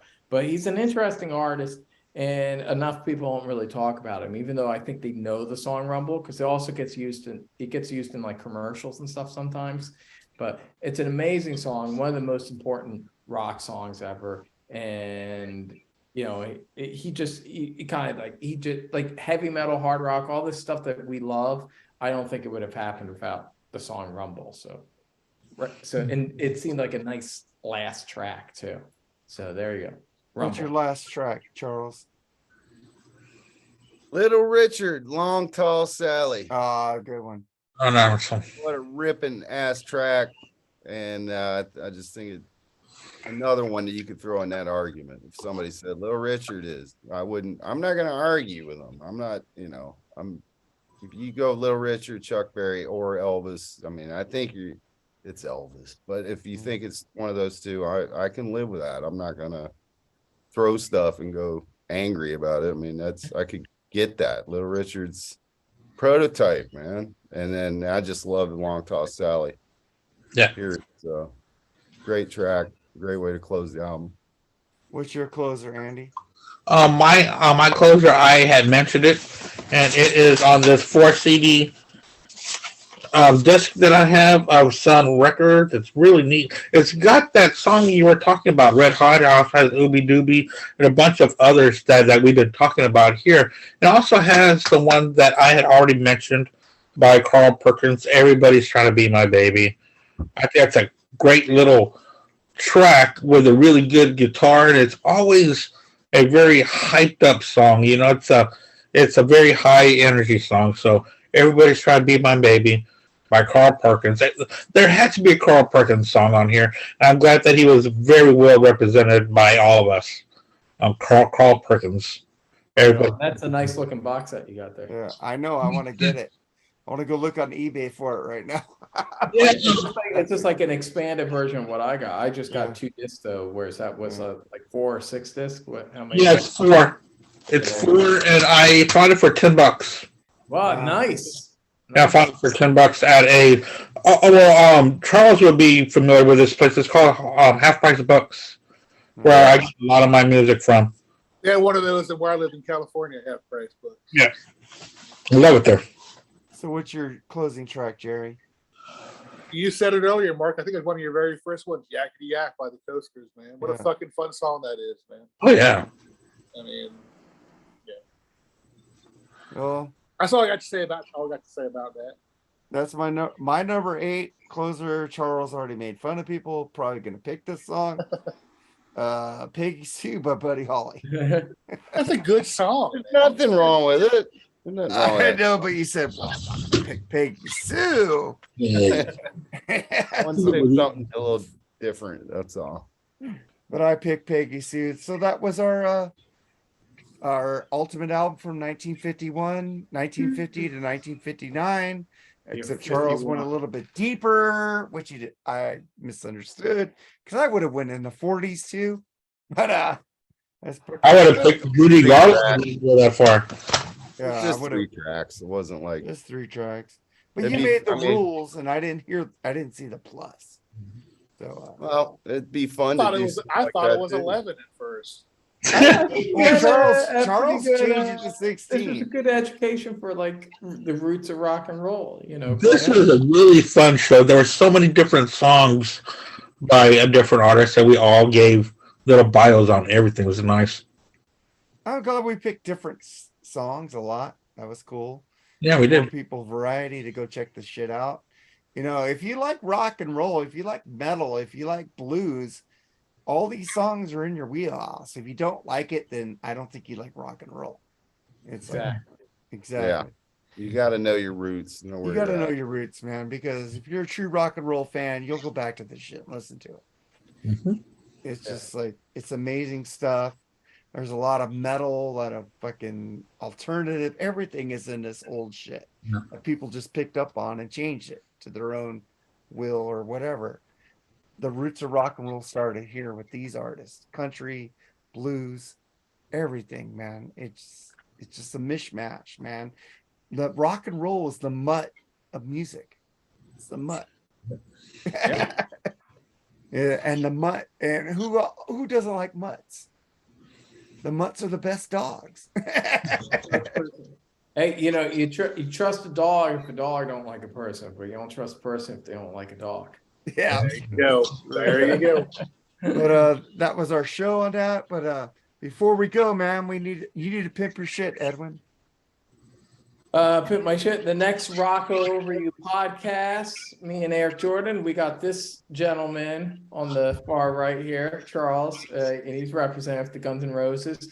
It's going to be our Guns N' Roses episode, which we've been pimping this week, which it's going to, I don't know, probably come up maybe Sunday, Monday, but it's dropping. That's the next episode. And so it's Guns N' Roses related. That's all I'll say. Charles is on it. We have a great conversation. Well, I'll fucking say it. There's only 4 Guns N' Roses albums anyway, real Guns N' Roses albums, because I don't count the shit without Izzy as real Guns N' Roses. But we're doing GNR Lives, so there you go. And yeah, we talk about One in a Million. We have a big conversation about it, so it's good conversation. 3 of us had a good conversation about it. I don't know, we did it 2 months ago, Charles? Yeah, It was a while ago. Yeah, it was a while ago. So I don't really remember. I'm looking forward to hearing it. I don't entirely remember it. It's but I remember it being a good conversation. That's all I remember. Yeah. So I'm looking forward to it. That's the thing. Eric does these things. He does it sometimes we record him a couple months before, and then Eric gets to it, so he's listening to it while he's editing it. So he's got an idea of what it sounds like. Whereas I've already kind of forgotten a little bit about it. So when I hear it, it's kind of fun. It's ooh, I get to hear what we were talking about. Yeah. Plus, there's usually drinking involved. Was he as fucked up as he was on our Guns N' Roses? It was not. Absolutely not. It was it was about 3 a.m. for me. I think. It was, yeah.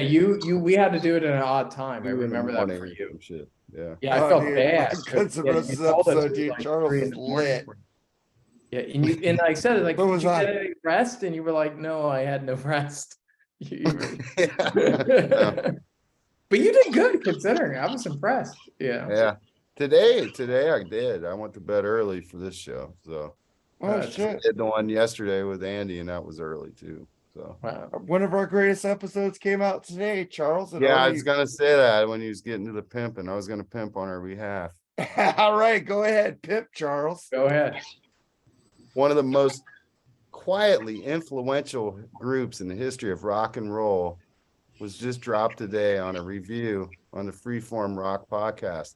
You will laugh, you will cry. Oh my There God. was screaming, there was hollering. It was an exciting episode.